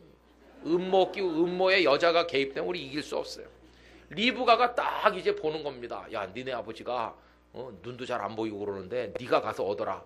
야곱은 약간 좀 두려워했던 것 같아요. 아버지, 어머니 그러다가 저주받겠습니다. 복음커녕. 아니야. 내가 맛인 니네 아버지 입맛을 내가 아니까 탁 입에 붙는 거 내가 요리해줄게. 가서 짐승 좋은 거 한 마리 가져와라. 그리고 니네 아버지 눈 어두워가지고 이렇게 대충 발라놓으면 모른다. 이래가지고 그걸 엄마가 이제 다 정보를 제공해주고 방법을 도와주고, 참 이 리브가도 말이죠. 그래가지고 이제 아버지 쏘겨 먹잖아요. 또 이삭은 또 눈이 어두워가지고 그거 먹고 입이 달달하니 맛있는 데다가 거기다 또 만져보니 손이 북실북실한 게 영락없이 이게 큰아들 같거든요. 목소리는 아닌데 긴가민가한데 하여튼 좋은 축복을 다 해주는 거죠. 여러분 우리가 성경을 오해하면 안 되는 게 있는데요, 그 신약 성경에 오면 에서하고 야곱을 얘기하시면서 하나님이 야곱을 선택하셨다고 말합니다. 우리가 오해하면 왜 야곱을 선택했을까? 어떤 목사님들 설명하면서 에서는 축복에 관심이 없는데 야곱은 축복을 사모했기 때문에 복을 받았다, 이런 설명을 우리가 많이 하거든요. 그거는 성경을 오해하는 것입니다. 야곱이 축복을 사모했기 때문에 그렇게 된 거라고 한다면 에서는 야곱보다 더 많이 사모하는 사람이죠. 왜냐하면 나중에 늦게 돌아와서 남아있는 축복이 없다는 걸 알았을 때 동생을 죽이려고 했을 정도로 축복에 대해서 집착이 강한 사람이 에서입니다. 에서. 동생은 속여먹는 정도지만 에서는 죽여서라도 그 축복을 빼앗으려고 할 정도로 집착이 더 강한 사람이 에서죠. 그러니까 누가 더 사모했느냐 이거 가지고 우리가 단순 비교하는 건 무리가 있습니다. 그럼 야곱이 어떻게 그 축복의 상속자가 됐느냐? 그거는 로마서에 있는 것처럼 야곱이 특별한 열심이 있어서라기보다는 하나님께서 그를 선택하셔서 주셨으니까 된 것이죠. 이거 중요한 것입니다. 하나님께서 야곱을 선택하셔서 주심으로 인해서 그가 그 복을 계승한 거지, 만약에 우리가 야곱이 더 사모한 거다, 그래서 그가 복을 받은 거다, 이런 식으로 설명하면 너도 이삭을 속여먹은 야곱처럼 너도 속여먹어라, 이거밖에 더 됩니까? 그럼 우리도 야곱처럼 속여먹을 거 속여먹고 수단 방법 가리지 않고 쟁취하기만 하면 된다, 이런 결론에 도달하면 이거는 성경을 잘못 읽는 것입니다. 그런데 야곱은요, 어쨌든 마음이 이제 그런 게 강한 사람이죠. 그것 때문에 된 건 절대로 아니라는 것이에요. 그런데도 그걸 못 깨닫죠. 내가 노력해서 얻으면 되는 거야, 이렇게 착각하는, 이게 착각이죠. 그러다가 나중에 그게 어디로 이어집니까? 외삼촌의 집으로 도망갔는데 아직도 그걸 못 고치는 거죠. 얻으면 된다, 얻으면 된다, 이거 아직도 못 고칩니다. 그래가지고 외삼촌 집에 가서 딸 둘을 자기 걸로 만드는데 성공했잖아요. 외삼촌의 딸 둘을 다 자기 아내로 만들고, 그 다음에 딸 둘에게 딸린 몸종들이 있는데 비라를 비롯해서 두 여자 또 만들어서 자식을 갖다 다 낳고, 그리고는 외삼촌에 이제 눈독 들이는 건 외삼촌의 짐승들인데, 외삼촌의 짐승들 중에 점 있고 아롱진 건 다 내 거고 그렇지 않는 건 외삼촌 건데, 이게 서로 교미를 시킬 때 점 있는 것들하고 이렇게 다 해가지고, 그래서 새끼를 낳으면 다 점 있는 거 낳게 해가지고 다 자기 걸 많이 만드는 겁니다. 그러니까 정말 몸뚱아리만 가지고 가가지고 말이죠, 돌아올 때는 딸 둘 다, 그 딸 둘에 딸린 몸종, 거기 애들 다 낳고 재산 상당히 모아가지고 나가는데, 외삼촌이 아무리 사랑이 많은들 이놈이 20년 만에 내 거 도로 다 가져간다, 이게 맨몸으로 와가지고 피부치 혈육이라고 그래서 받아줬더니 싹쓸이 해가지고 가는 것 같이 가니까 라반이 화가 머리끝까지 날 수밖에 없어요. 그것도 또 그동안 신세 잘 지고 간다고 그런 몰라도 이런 방구도 없이 야반 도주하듯이 출발했으니까 제가 라반이라고 그래도요 그 가만 안 두겠다 그런 생각이 들 거 아니겠습니까? 야곱은 그런 사람이에요. 물론 라반도 품삯을 10번이나 바꾸고 라반도 좀 치사했던 것 같은데요, 이 야곱은 진짜 그래서 하여튼 수단 방법 가리지 않고 얻으려고 이게 야곱입니다. 이제 문제는요, 그래서 그가 행복했는가, 그게 문제입니다. 그래서 그가 복된 사람이 됐느냐, 그게 문제라는 것입니다. 여러분, 야곱이 행복했습니까? 절대 행복하지 않았습니다. 그 여인을 4명이나 데리고 살다 보니, 여러분, 아브라함은 둘만 데리고 살아도 머리가 아프고 그런 판인데 4명을 데리고 사니까 하루도 조용할 날이 없고 말이죠. 여자들끼리 막 경쟁하면서 거기 읽어보면은 오늘 밤에는 남편이 누구네 방에서 자냐, 그래가지고 뭐 오늘 밤 우리 내 방으로 온다, 이러면서 그냥 그 자매끼리 싸우지요. 참 이게 말이 아니죠. 그래서 행복했을까? 그 행복한 게 아니죠. 여러분, 우리는 저녁에 퇴근하고 집에 가면 당연히 그냥 가서 집에 쑥 들어갑니다. 그런데 여러분, 옆에 둘째 부인이 있어봐요. 그러면 언제나 망설여요. 이쪽으로 가야 되나, 이쪽으로 가야 되나. 이게 매일같이 계속돼 보세요. 부인이 4명 돼 보세요. 그러면은 그 얼마나 101호, 102호, 103호, 104호. 그래갖고 다 이게 내 가족이면은 그 어느 집 이걸 눌러야 될지 매일 저녁 고민해야 되고, 그 누를 때 되면 다 이렇게 빼꼼히 문 열고 내다볼 텐데, 아이고, 그게 행복하겠습니까? 절대 행복하지 않아요. 거기다 형제들끼리 나중에 보면 막 이렇게 싸우는데, 거기다 또 루벤은 말이죠, 자기 서모를 범하는 그런 황당한 죄를 또 저지르기도 하죠. 이게 집안이 이게 제대로 되는 게 아닙니다. 그뿐입니까? 이제 재산도 많이 얻었으니까 행복해야 되는데 그 소떼 양떼 다 끌고 오다 보니까요, 맨 처음에 숫곳이라는 곳으로 가게 되죠. 그랬다가 이제 세겜에 오게 됐는데, 세겜에 와서 무슨 일이 있었나요? 그 딸이 동네 구경하러 나갔다가 거기서 겁탈당하는 치욕을 겪었고, 이 치욕이 전해졌을 때 야곱은 막 온몸이 떨리고 분노가 치밀으지만은 세겜 사람들이 두려워서 이렇게 하고 있는데, 그 오레비들이 분노를 못 참고 가서 그래, 우리 딸, 우리 동생 너희들에게 주겠다 이렇게 속여가지고 결혼하기로 하고 그 대신 조건이 있는데 전부 다 할례 받아라, 이래가지고 할례 받게 하고는 그들이 고통받을 때 칼 들고 가서 다 살육한 거 아닙니까? 그러니까 시므온과 레위가 살인자가 된 거죠. 하나님의 약속의 자녀 그 계보에 서 있는 거룩한 사람들이 피를 흘리는 살인자가 되는, 야곱의 입장으로 보면 딸은 나가서 겁탈당했고 아들들은 사람을 몰살시키고 피비린내를 풍기며 집에 들어올 때 이게 어떻게 축복받은 사람의 가정이라고 할 수 있겠습니까? 집안이 다 무너진 겁니다. 집안이 다 무너져. 그리고 그 이전에 외삼촌 집에서 도망할 때 무슨 사건이 있었나요? 외삼촌이 쫓아가서 혼쭐을 내주려고 했는데 그 밤에 하나님이 나타나서 야곱에게 손대지 말라 이렇게 경고하셨죠. 그러니까 라반이 화가 여기까지 났긴 났는데 하나님의 경고가 두려워서 손은 대지 못하죠. 그래 마지막에 라반이 따지는 게 뭡니까? 누가 내 신상 드라빔을 훔쳐갔다 이렇게 하니까 야곱이 큰 소리 땅 치면서 절대 그런 일 없다고, 만약에 그런 사람이 실제로 있으면은 그 생명을 내가 내놓겠다 이런 식으로 큰 소리 탕탕 치잖아요.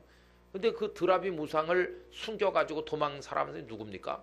그게 라헬이죠. 라헬은요, 얻어야 되겠다는 욕심이 너무 많은 여자였어요. 이 수호신이 있기 때문에 우리 아버지 집안이 편안한데 이제 아버지 집을 떠나면서 이걸 내가 가지고 가야 내 평생이 편안하다. 라헬은 여호와 하나님을 섬기는 여자가 아니에요. 아직도 그 드라빔 우상 숭배자인 것이. 그럼 보십시오.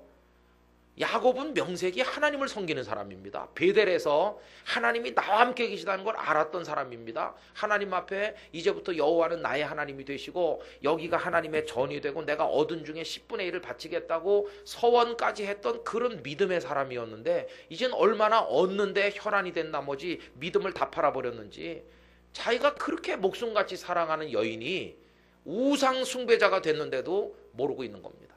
그 여자가 우상을 숭배할 뿐만 아니라 그 훔쳐가지고 지금 안장 밑에 깔고 앉아있는 것조차를 야곱은 전혀 모르는 거예요. 한 입을 덮고 자는데 이 여자가 우상을 숭배하고 우상을 훔쳐가지고 와도 전혀 모를 정도로 야곱의 가정은 영적으로도 다 무너져 있는 것이. 결국 그 결과 딸은 그런 일을 당하고 아들들은 피 흘리는 살인자가 되는 비극에 도달하게 된 것입니다. 그러니까 보십시오. 야곱의 인생 대부분이 얻으려고 혈안이 됐어요. 얻으려고. 그래서 자기가 노력했습니다. 권모 수술을 동원했습니다. 막 얻어야지 이렇게 했습니다. 그 전부 누가 하는 거냐면 자기가 하는 겁니다. 자기가 꾀도 부리고 자기가 노력도 하고 그래서 얻었습니다. 그러나 하나도 누리지 못했습니다. 그렇게 사랑했던 여인, 4명의 여인 중에 하나님은 하필이면 제일 사랑하는 여인부터 데려가시는 겁니다. 참 이상하죠? 제일 안 사랑하는 여자부터 데려가면 좋은데 제일 사랑하는 여자부터 데려가시는 겁니다. 이게 뭘 뜻하는 거겠습니까? 하나님께서 그 빼앗아 가시는 겁니다. 네가 그러냐? 그럼 한번 당해봐라. 제일 사랑하는 여인부터 빼앗아 가시고, 사랑하는 딸이 그렇게 되고 아들들은 살인자가 되고 하나도 행복하지 않죠. 누리는데 실패하죠. 그래서 그는 모든 걸 포기하게 됩니다. 그 다음부터 다 내려놓고 이제는 이렇게 살면 안 된다는 걸 알게 되는데, 하나님께서 라헬이 떠난 다음에 야곱이 맨 마지막으로 사랑하는 한 사람을 또 빼앗아 가죠. 그게 누굽니까? 라헬이 처음 낳은 아들 요셉. 그래서 요셉을 얼마나 사랑했는지 다른 아들들에게는 입히지 않는 채색 옷을 요셉에게만 지어 입히면서 요셉을 얼마나 끼고 살았는지 몰라요.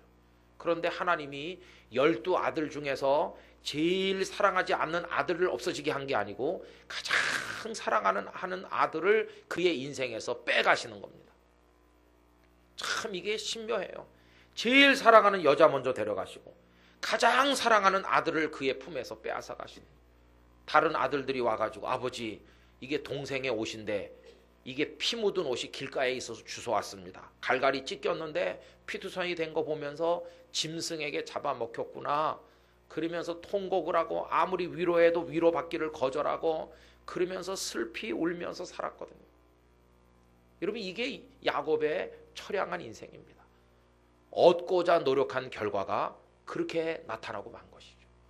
여러분 이제 성경 우리에게 뭘 말해줍니까? 얻으려고 하지 말라고 우리에게 말해주는 거죠. 얻으려고 애쓸 필요 없다는 겁니다. 그럼 여러분 이렇게 생각하실지 몰라요. 아니 그러면 얻으려고 하지 않으면 나는 가난뱅이가 되고 나는 높은 자리에도 못 앉고 나는 맨날 빈털터리로 맨 꼴찌에 앉아가지고 나는 맨날 패배한 사람처럼 좋은 건 다 남에게 넘겨주고 나는 처량하게 살다 죽으라는 말입니까? 여러분 이렇게 생각하실는지도 모르겠어요. 그러나 정말 그런가? 그게 아니라는 것입니다. 하나님의 말씀이 오묘한 것은요, 내 힘으로 얻으려는 것을 다 포기하고 얻어봤자 행복하지 않았어.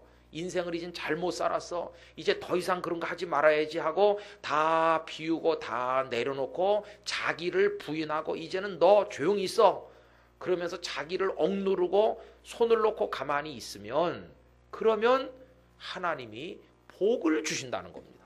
그때 그 복은요, 누구도 빼앗아갈 수 없는 것이고 그 복은 내가 전적으로 누리는 것이라는 겁니다. 이게 진정한 축복인 줄로 믿습니다. 그래서 얻음은 내가 하려는 것이고 누림은 하나님이 주시는 것이고요.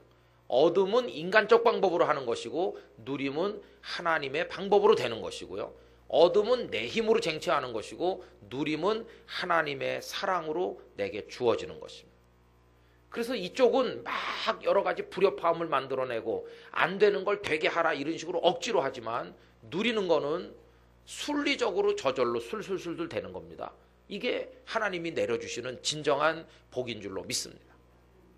그래서 이제 요셉도 짐승에게 잡아먹혀 죽었다 이렇게 생각하면서 이제 모든 걸 포기했어요. 이제는 아무것도 얻고 싶은 것도 없다.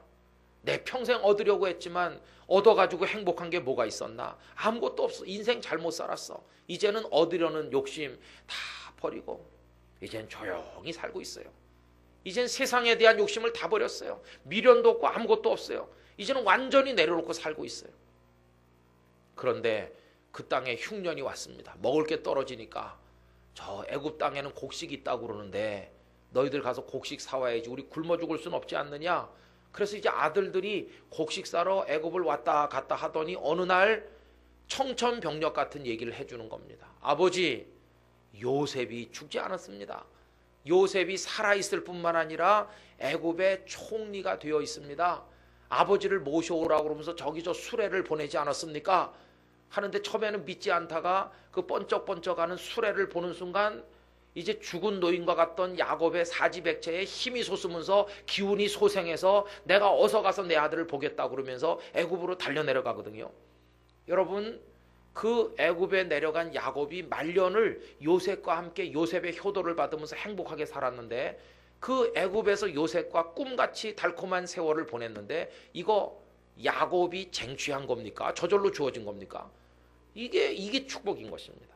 야곱이 계획을 세우고 어떻게 하면 내 아들을 총리 자리에 앉힐까? 이래가지고 야곱이 애를 써서 요셉을 출세시켜가지고 누린 게 아닙니다. 요셉이 총리가 돼서 아버지를 모셔가고 그 기름진 곳에서 아버지를 잘 봉양하는 이 야곱의 말년에 누린 그 축복은요, 야곱은 요만큼도 한 게 없습니다. 그렇죠? 야곱이 한 건 요만큼도 없고 100%를 누가 하셔서 주셨습니까? 하나님이 하셔서 하나님께서 그에게 거저 주셨습니다. 이건 누리는 축복이었어요. 이건 100% 누리는 겁니다. 아들과 함께 매일 반가운 삶을 살고 그 아들의 섬김을 받으면서 얼마나 행복했겠습니까? 그러니까 이 성경의 가르침은요, 얻으려고 해봤자 소용없다. 그러나 너는 가만히 있어라. 나만 바라보고. 그럼 내가 너에게 순리적으로 내가 너에게 베풀어 줄 테니 그걸 누려라. 이게 성경의 가르침이거든요. 이 성경 말씀을 제대로 이해한 사람은요, 아까 서두에 얘기한 것처럼 막 얻으려고 경쟁하고 남을 제치면서 이런 서구 문명이 우리에게 보여준 그런 식으로 살지 않게 된다는 겁니다. 왜? 그래봤자 소용없다는 것을 성경을 통해서 배웠으니까요. 그럼 그 사람은 어떻게 살게 될까요? 하나님께서 주시기까지 그건 내 것이 아니다 하는 것을 알고 있는 것이죠. 하나님이 주셔야 그게 내 복이 돼서 내가 누리게 된다는 것을 그는 아는 것이죠. 그러니까 이 사람은 더 이상 내가 쟁취하겠다 이렇게 말하지 않죠. 그러면서 하나님만 바라보죠. 이게 바로 성도가 배워야 될 자기 부인의 원리인 줄로 믿습니다. 나를 부인해야 되는 거. 자기를 부인하고 이제는 하나님이 주셔야 돼. 하나님이 주시지 않는 거 아무 소용없어. 참 이 세상에 노력이 무익한 게 많은 것 같습니다. 이런 얘기를 몇 달 전에 들었는데요. 그 아들을 잘 키운 어떤 어머니가 계신데 이 아들이 말이죠, 공부를 잘 해가지고 서울에 있는 유명한 의과대학에 졸업을 해서 저희 의과대학에 들어가서 그래가지고 이제 6년을 잘 다녀가지고 이제 졸업을 할 때가 다 됐어요. 이제 의사고시로 의사가 되고 이제는 그 다음에 또 전문의 과정에 들어가고 그 학교에서도 학생회장도 되고 의과대학 안에 리더십도 있고 노래도 잘하고 잘생겼고 못하는 게 없다고 그래요. 그 아들을 둔 어머니가 그냥 친구들에게 자랑하고 다니는데 그 친구 중에 한 분이 저희 교회 집사님이거든요. 그래가지고 이제 저희 집사람에게 그 얘기를 하는 거예요. 내 친구가 있는데 그 아들을 얼마나 잘 키웠는지 그 아들이 그렇다고. 그래서 이제 그 얘기를 전해 들었거든요. 그런데 그 이후에 청천벽력 같은 소식이 전해졌는데 그렇게 잘생기고 잘 나가고 학생회장 하면서 그렇게 공부 잘하던 그 아들이 그 의과대학 건물에서 뛰어내려서 자살을 했다는 겁니다. 그게 작년에 들은 얘기입니다. 그러니 그 어머니가 말이죠, 쓰고 두루놓고 아무 소용없는 거죠. 20몇 년 동안 그렇게 뒷바라지에서 부산에서 뒷바라지에서 서울의 명문대학 의과대학 들어가기가 하늘의 별 따기보다 더 어려운데 그거 성공했지만 아무 소용이 없게 된 것이. 여러분, 하나님이 주셔야 우리의 것이 되는 줄 믿습니다. 하나님이 허락하셔야 누릴 수 있는 진정한 복이 되는 것이죠. 그러니까 이런 사람은요, 우선 뛰쳐나가 액션을 취하지 않습니다. 그건 중요한 게 아닙니다. 우선 하나님을 바라보는 것입니다. 하나님이 주시려나? 하나님의 뜻인가? 하나님이 너의 몫이라고 말씀하시나 안 하시나? 그래서 하나님을 먼저 바라보는 사람이 되게 돼 있다는 것입니다. 그래서 야곱의 전 생애를 가만히 놓고 보면 자신이 나서서 얻으려고 할 때는 하나도 행복하지 않았는데 하나님께서 뜻밖의 허락하여 주실 때 그 사랑하는 요셉과 함께 말년을 행복하게 살아갈 수가 있었다 하는 것입니다. 여러분, 그래서 얻으려고 하는 것은 막 억지로 하는 것이고 누리는 것은 자연적으로 술술술술 되는 것입니다. 우리 주변에 보면 어떤 사람은 그렇게 노력합니다. 그렇게 새벽부터 쫓아다닙니다. 그렇게 머리를 짜내는데 하는 것마다 안 됩니다. 그런데 어떤 이는 조용히 기도하고 별로 하는 것도 없는 것 같은데 하나님께서 막 저절로 융성하게 해줍니다. 어떻게 이렇게 됐어요? 그래서 나도 잘 모르겠어요. 이건 틀림없이 하나님이 주신 게 틀림없어요. 이런 사람이 하나님께 영광을 올리게 되는 줄로 믿습니다. 이게 이제 성도가 살아가는 방법이에요. 이 사람은 쫓기지 않습니다. 어차피 내가 얻은 거 아니고 하나님이 주신 것이니까 앞으로도 하나님이 주셔야 행복할 줄로 믿습니다. 그러면서 하나님을 바라보죠. 조용히 기도하죠. 막 남을 제치고 앞으로 가지 않죠. 하나님의 뜻을 보여주시고 저를 순리적으로 인도해 주시기 바랍니다. 이렇게 기다리죠. 이 사람의 관심은요, 여기서 확연하게 달라집니다. 얼마나 더 어떻게 하면 얻을까? 이제는 이게 이 사람의 관심이 아닙니다. 이 사람의 관심은 하나님 앞에서 하나님이 기뻐하는 사람 어떻게 하면 될 수 있을까? 이게 이 사람의 소원입니다. 알고 있거든요. 하나님이 기뻐하는 사람이 되면 나머지는 하나님이 다 허락해 주신다는 걸 이 사람은 체험을 해서 알고 있거든요. 그래서 이 사람은 소유하는 데 관심을 가지는 게 아니라 자기 존재를 하나님께서 기뻐하시는 사람으로 만들어 가는데 이 사람은 관심을 가지고 있다는 것입니다. 그러니까 이 사람은 늘 하나님 앞에 기도하는 기도의 제목이 다르죠. 이 사람은요, 더 많이 얻게 해주세요 이렇게 기도하지만 이 사람은 하나님께 기쁨 되는 사람 되기를 원합니다. 이렇게 기도하죠. 그리고 인생의 추구하는 목적이 완전히 다르게 갈라져 나가는 것을 우리가 볼 수가 있다는 것입니다. 여러분, 어떤 사람 되시겠습니까? 피곤한 인생을 살면서 내 힘을 의지해서 그렇게 하시겠습니까? 아니면 하나님께 다 맡기고 하나님께 기쁨 되는 사람 되기 위하여 우리의 존재를 새롭게 하기 위해서 늘 기도하시겠습니까? 완전히 다른 신앙의 모습을 우리가 여기서 볼 수가 있다는 것입니다. 그리고 이런 사람은 묵상하기를 좋아하고 하나님을 바라보기를 좋아하고 고요히 기도하면서 늘 하나님을 바라보는 것이죠. 절대 이 사람 속에는 초조함이나 불안이 없죠. 왜? 내 힘으로 얻어봤자 안 된다는 거 아니까 하나님께 다 맡기는 것이죠. 저는 교회를 섬기면서 그런 걸 너무 많이 체험했습니다. 교회도요, 어떤 성도들이 무슨 계획을 세워가지고 인간적으로 해가지고 되는 게 없다는 것을 알게 됐습니다. 하나님께서 허락하시면 저절로 부흥되는 줄로 믿습니다. 이게 하나님의 축복인 것이죠. 이 원리를 이미 예수님께서는 오래오래 전에 말씀했습니다. 마태복음 7장 산상수훈 중에 마지막 장에 보면 예수님 이런 말씀했습니다. 좋은 나무에서 좋은 열매를, 나쁜 나무에서 나쁜 열매를 이렇게 말씀하거든요. 이건 너무너무 자연스러운 얘기입니다. 나는 나쁜 나무입니다. 나라는 존재가. 그런데 나라는 존재가 나쁜 나무인데 좋은 열매 맺어야 되겠다. 좋은 열매 맺어야 되겠다. 기를 쓴다고 좋은 열매가 맺히겠습니까? 그건 안 되는 것입니다. 내가 좋은 나무가 되면 열매를 맺어야지 이렇게 하지 않아도 내가 좋은 나무가 되면 저절로 좋은 열매가 맺히게 되어 있는 것입니다.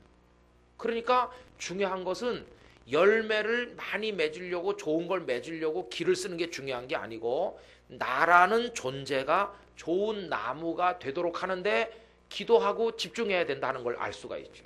내 존재가 변하면 열매는 저절로 좋은 열매가 맺힐 거 아니겠습니까? 그러니까 우리 성도가 제일 먼저 하나님 앞에 기도해야 될 게 바로 그것입니다. 하나님, 나의 존재를 하나님이 기뻐하시는 나무처럼, 좋은 나무처럼 만들어 주시옵소서. 그래서 그 교회 성장을 얘기할 때 NCD 원리라는 게 있는데요. 이게 자연스러운 교회 성장 원리, 그런 겁니다. 자연스러운 교회 성장 원리가 있다면 억지로 하는 교회 성장 원리가 있겠죠. 억지로 하는 교회 성장 원리는 막 안 되는 걸 막 억지로 하는 겁니다. 전도주의를 해가지고 우산 주니까 데려오라 그러고 막 그러면서 불러 모으는 사람들을요. 이래갖고 전도가 정말 될까? 한 6, 7년 전에 저희 교회 한 번도 예배 빠지는 법이 없는 아주 신실한 집사님이 주일날 교회를 안 오셨어요. 그래가지고 제가 말이죠, 걱정스러워가지고 전화를 했어요. 집사님, 한 번도 빠진 적이 없는 집사님 어떻게 교회를 못 오셨습니까? 그랬더니 막 너무너무 죄송하다고 그래요. 목사님 죄송하고 창피해요. 그래서 왜 그러냐 그랬더니 우리 집에 새들어 사는 할머니가 그 옆에 다른 교회 다니는데 그 할머니가 딱 한 번만 가달라고 그랬대요. 딱 한 번만 가달라고. 2번도 가달라고 안 할 테니까 딱 한 번만. 왜냐하면 그 교회가 총동원 전도주의라는데 그냥 가면 체면이 없어갖고 그날 교회 못 간다는 거예요. 그러니까 딱 한 번만 가서 내 체면만 세워주고 우산 하나 받아갖고 오라고.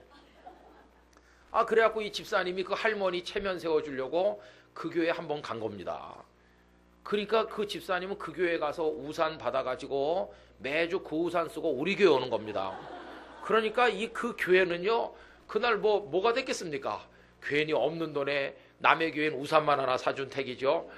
이게 안 되는 겁니다. 억지로는 절대로 안 되는 겁니다. 그런데 교회가 하나님의 은혜로 건강해지고 성도들이 좋은 나무같이 되고 이 교회라는 나무가 정말 튼실한 좋은 나무가 되면 부흥해야지 이러지 않아도 저절로 부흥의 열매가 맺힌다는 겁니다.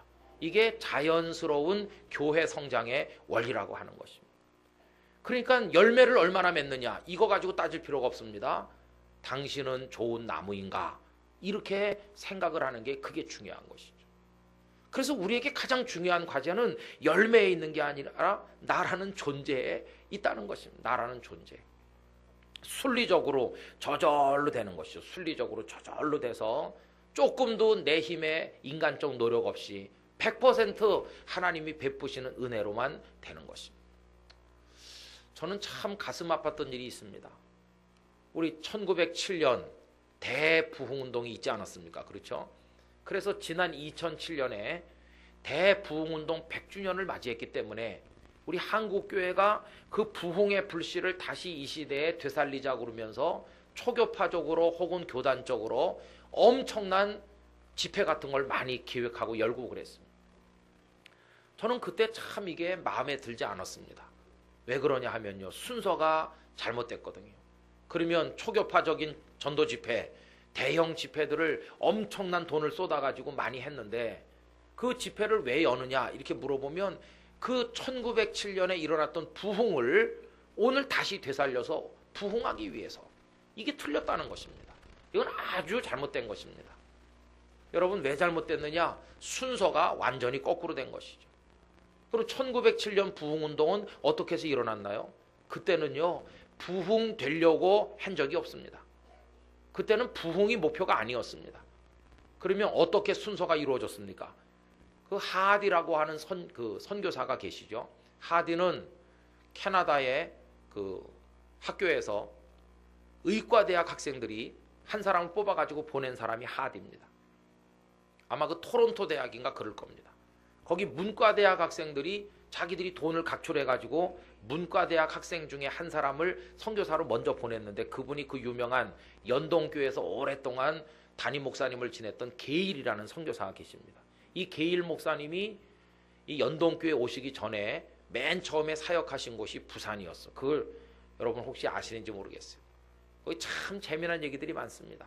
게일 선교사가 부산에 와서 계시는데 그때 조금 뒤늦게 부산에 첫발 디딘 분이 누구냐 하면은 데이비스라고 하는 호주 선교사가 계셨습니다. 이 데이비스 선교사는요, 부산에 와서 하룻밤 딱 주무신 다음에 그 다음날 배를 타고 제물포로 갔습니다.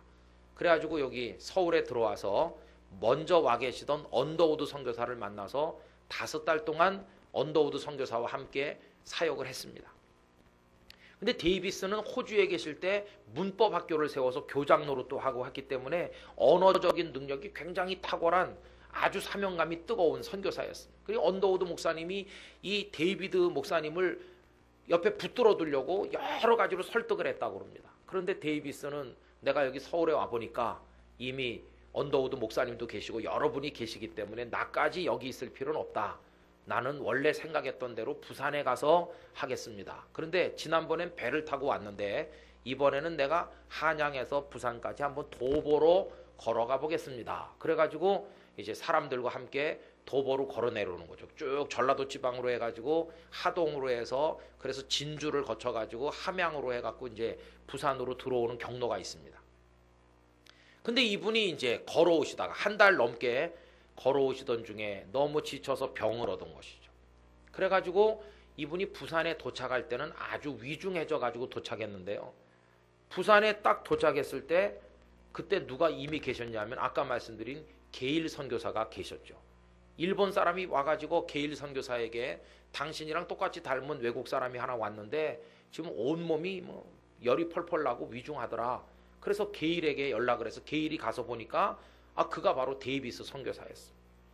일본 사람 의사를 불러다가 치료를 했지만 결국 데이비스 선교사는 거기서 숨을 거두게 됩니다.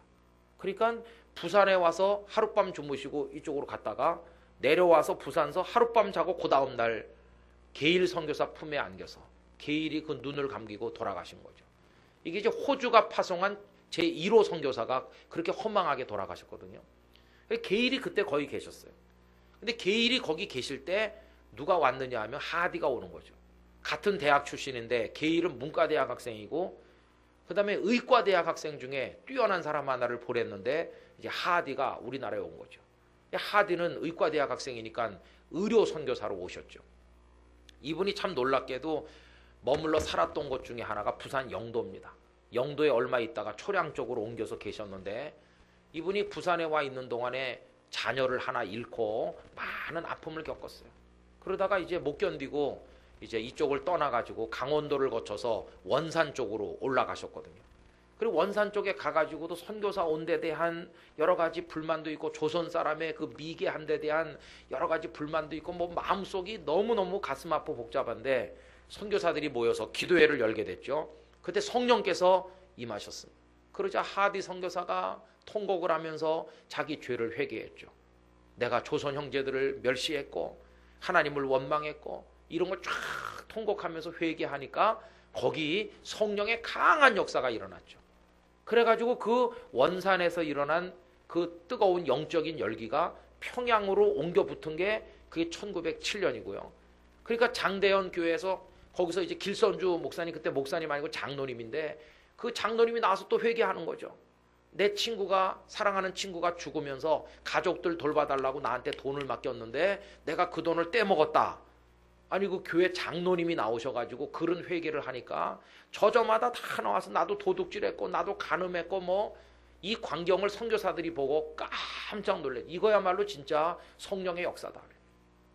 뒤집어졌죠. 그래가지고 일어난 게 이거 대부흥운동이거든요. 그래가지고 존재가 새로워졌습니다. 너도 회개하고 나도 회개하고 다 새로워지고 성령이 역사하니까 그 다음에 믿는 사람이 늘어났죠. 부흥은 나중에 온 겁니다. 부흥은 나중에. 뭐가 먼저 왔냐? 존재가 새로워지는 회개가 먼저 있었습니다.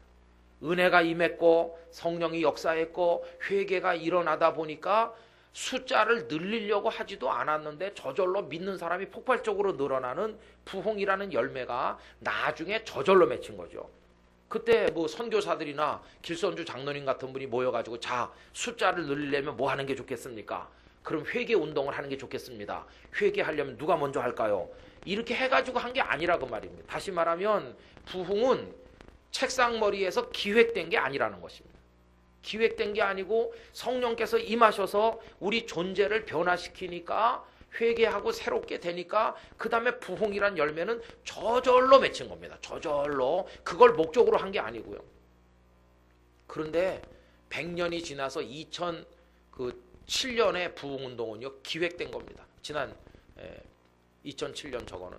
그래가지고 교계 지도자들이 모여가지고 계획을 세우는 거죠. 자, 100년 만에 우리 다시 부흥운동을 일으키자. 바람 소리가 나는 것 같습니다. 괜찮은 거죠? 예?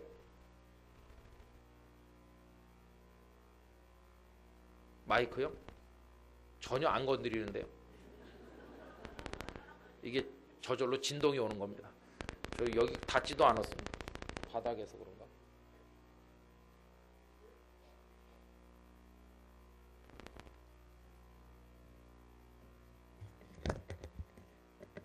괜찮습니까? 예, 미안합니다. 그래가지고 그 전혀 기획된 부흥이 아니거든요. 그런데 2007년에 했던 것은요, 교계 지도자들이 모여가지고 요새 기독교인이 줄어들고 있고 안 되고 있으니까 우리가 어떻게 하면 숫자를 늘리겠냐? 그러니까 대부흥 운동을 다시 한번 시작해보자. 그래서 계획한 겁니다. 그러려면 회개 운동을 해야 되겠고, 여러분 회개가 운동 가지고 되는 겁니까? 우리 다 같이 회개합시다. 그럼 회개가 되나요? 아닙니다. 하나님의 성령이 우리 속에 강하게 역사하셔서 은혜로서 그게 되는 것이지, 계획 세워가지고 회개하고 회개했으니까 그 다음에 숫자 늘어나고 우리 계획한 대로 사람이 늘었느냐, 이런 거 아니라 그 말입니다. 저는 그런 의미에서 300만 성도 운동도 저 개인적으로는 별로 좋아하지 않았어요. 왜냐하면은 300만이라고 숫자 써놓는다고 부흥될 것 같으면 3천만이라고 쓰죠. 이거는 되게 인위적인 것이라 그 말입니다. 열매는 내가 맺으려고 한다고 맺어지는 게 아니라 나라는 존재가 변화되면 저절로 되는 것이죠. 내가 얻고 내가 뭐 어떻게 쟁취해서, 우리는 그동안 그렇게 왔습니다. 지금 교인이 100명인데 500명 목표 그래가지고 막 500명을 만들겠다. 이건 야곱이 외삼촌의 재산 내 거로 만들고 딸들 내 딸로 내 아내로 만들고, 이거랑 똑같은 방식입니다. 아직도 자기를 부인할 줄 모르는 것이죠. 자기가 얼마나 무능하고 자기가 얼마나 연약하고 자기 힘으로 되는 게 없다는 사실을 아직도 모르는 것이죠. 우리가 목표 내걸고 우리가 애쓰고 우리가 프로그램 만들고 우리가 기획하고 우리가 뭐 다 하면, 그래갖고 영혼도 우리가 구원하는 건 아니지 않습니까? 그래서 저는 이게 첫 단추부터 잘못 깼고 순서가 잘못됐구나 하는 것을 생각하게 됐어요. 오히려 지금 한국교회가 해야 될 일은 부흥을 위한 어떤 프로그램을 만드는 게 아니라 그런 거 다 신경 쓰지 말고, 하나님 제가 얻어보려고 애썼으나 다가온 것은 고통밖에 없어서 이제는 다 내려놓습니다. 다 내려놓고 이제는 하나님만 바라봅니다. 하나님이 주시지 않은 건 복이 아니라는 걸 제가 알았습니다. 복은 하나님이 주시는 거지 내가 가서 쟁취하는 게 아니라는 걸 이제는 알았습니다.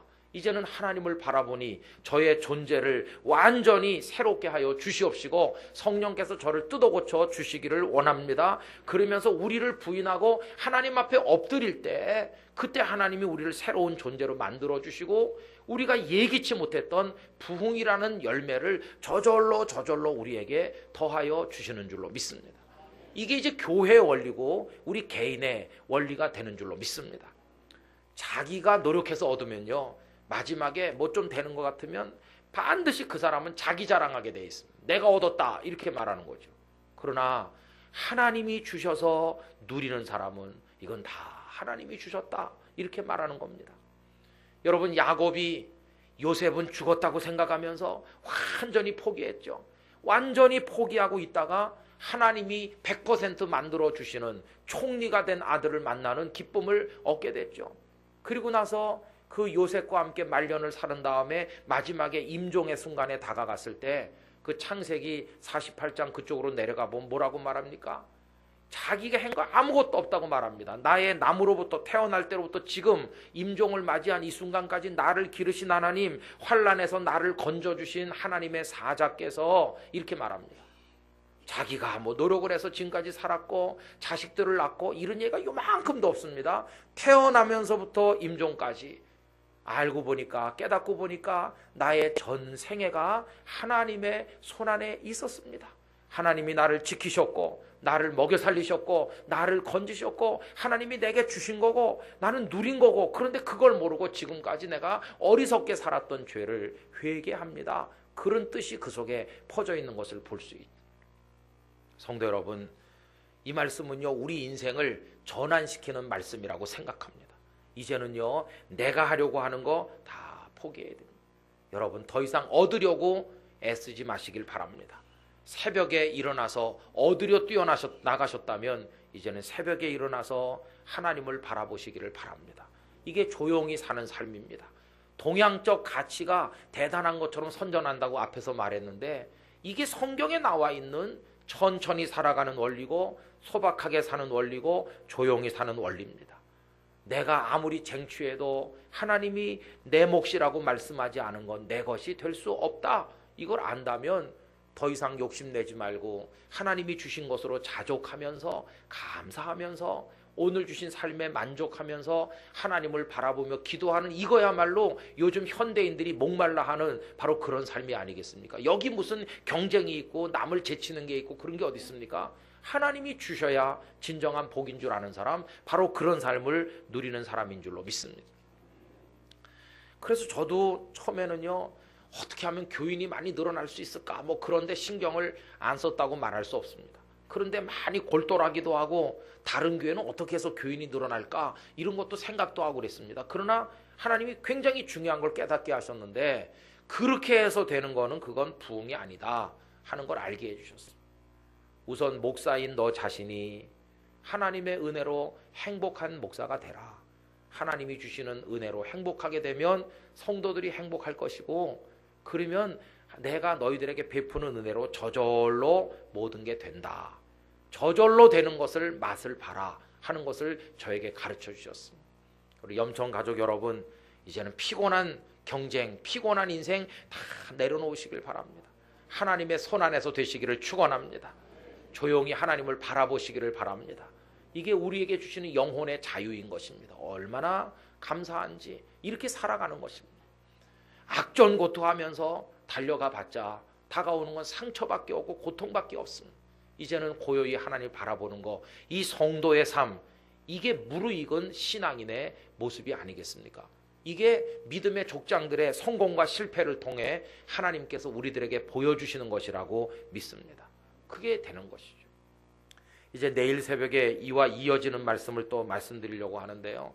여러분, 믿음의 족장들이 어떻게 어떤 갈등과 고뇌 속에 하나님의 은혜를 받으며 자기 자리를 지키며 살았는지 가만히 보시면서 저는 우리 염천 가족 여러분 모두가 이 시대에 아브라함이 되시고 이삭이 되시고 야곱이 되시기를 주님의 이름으로 축원합니다. 우리 다 같이 기도하겠습니다.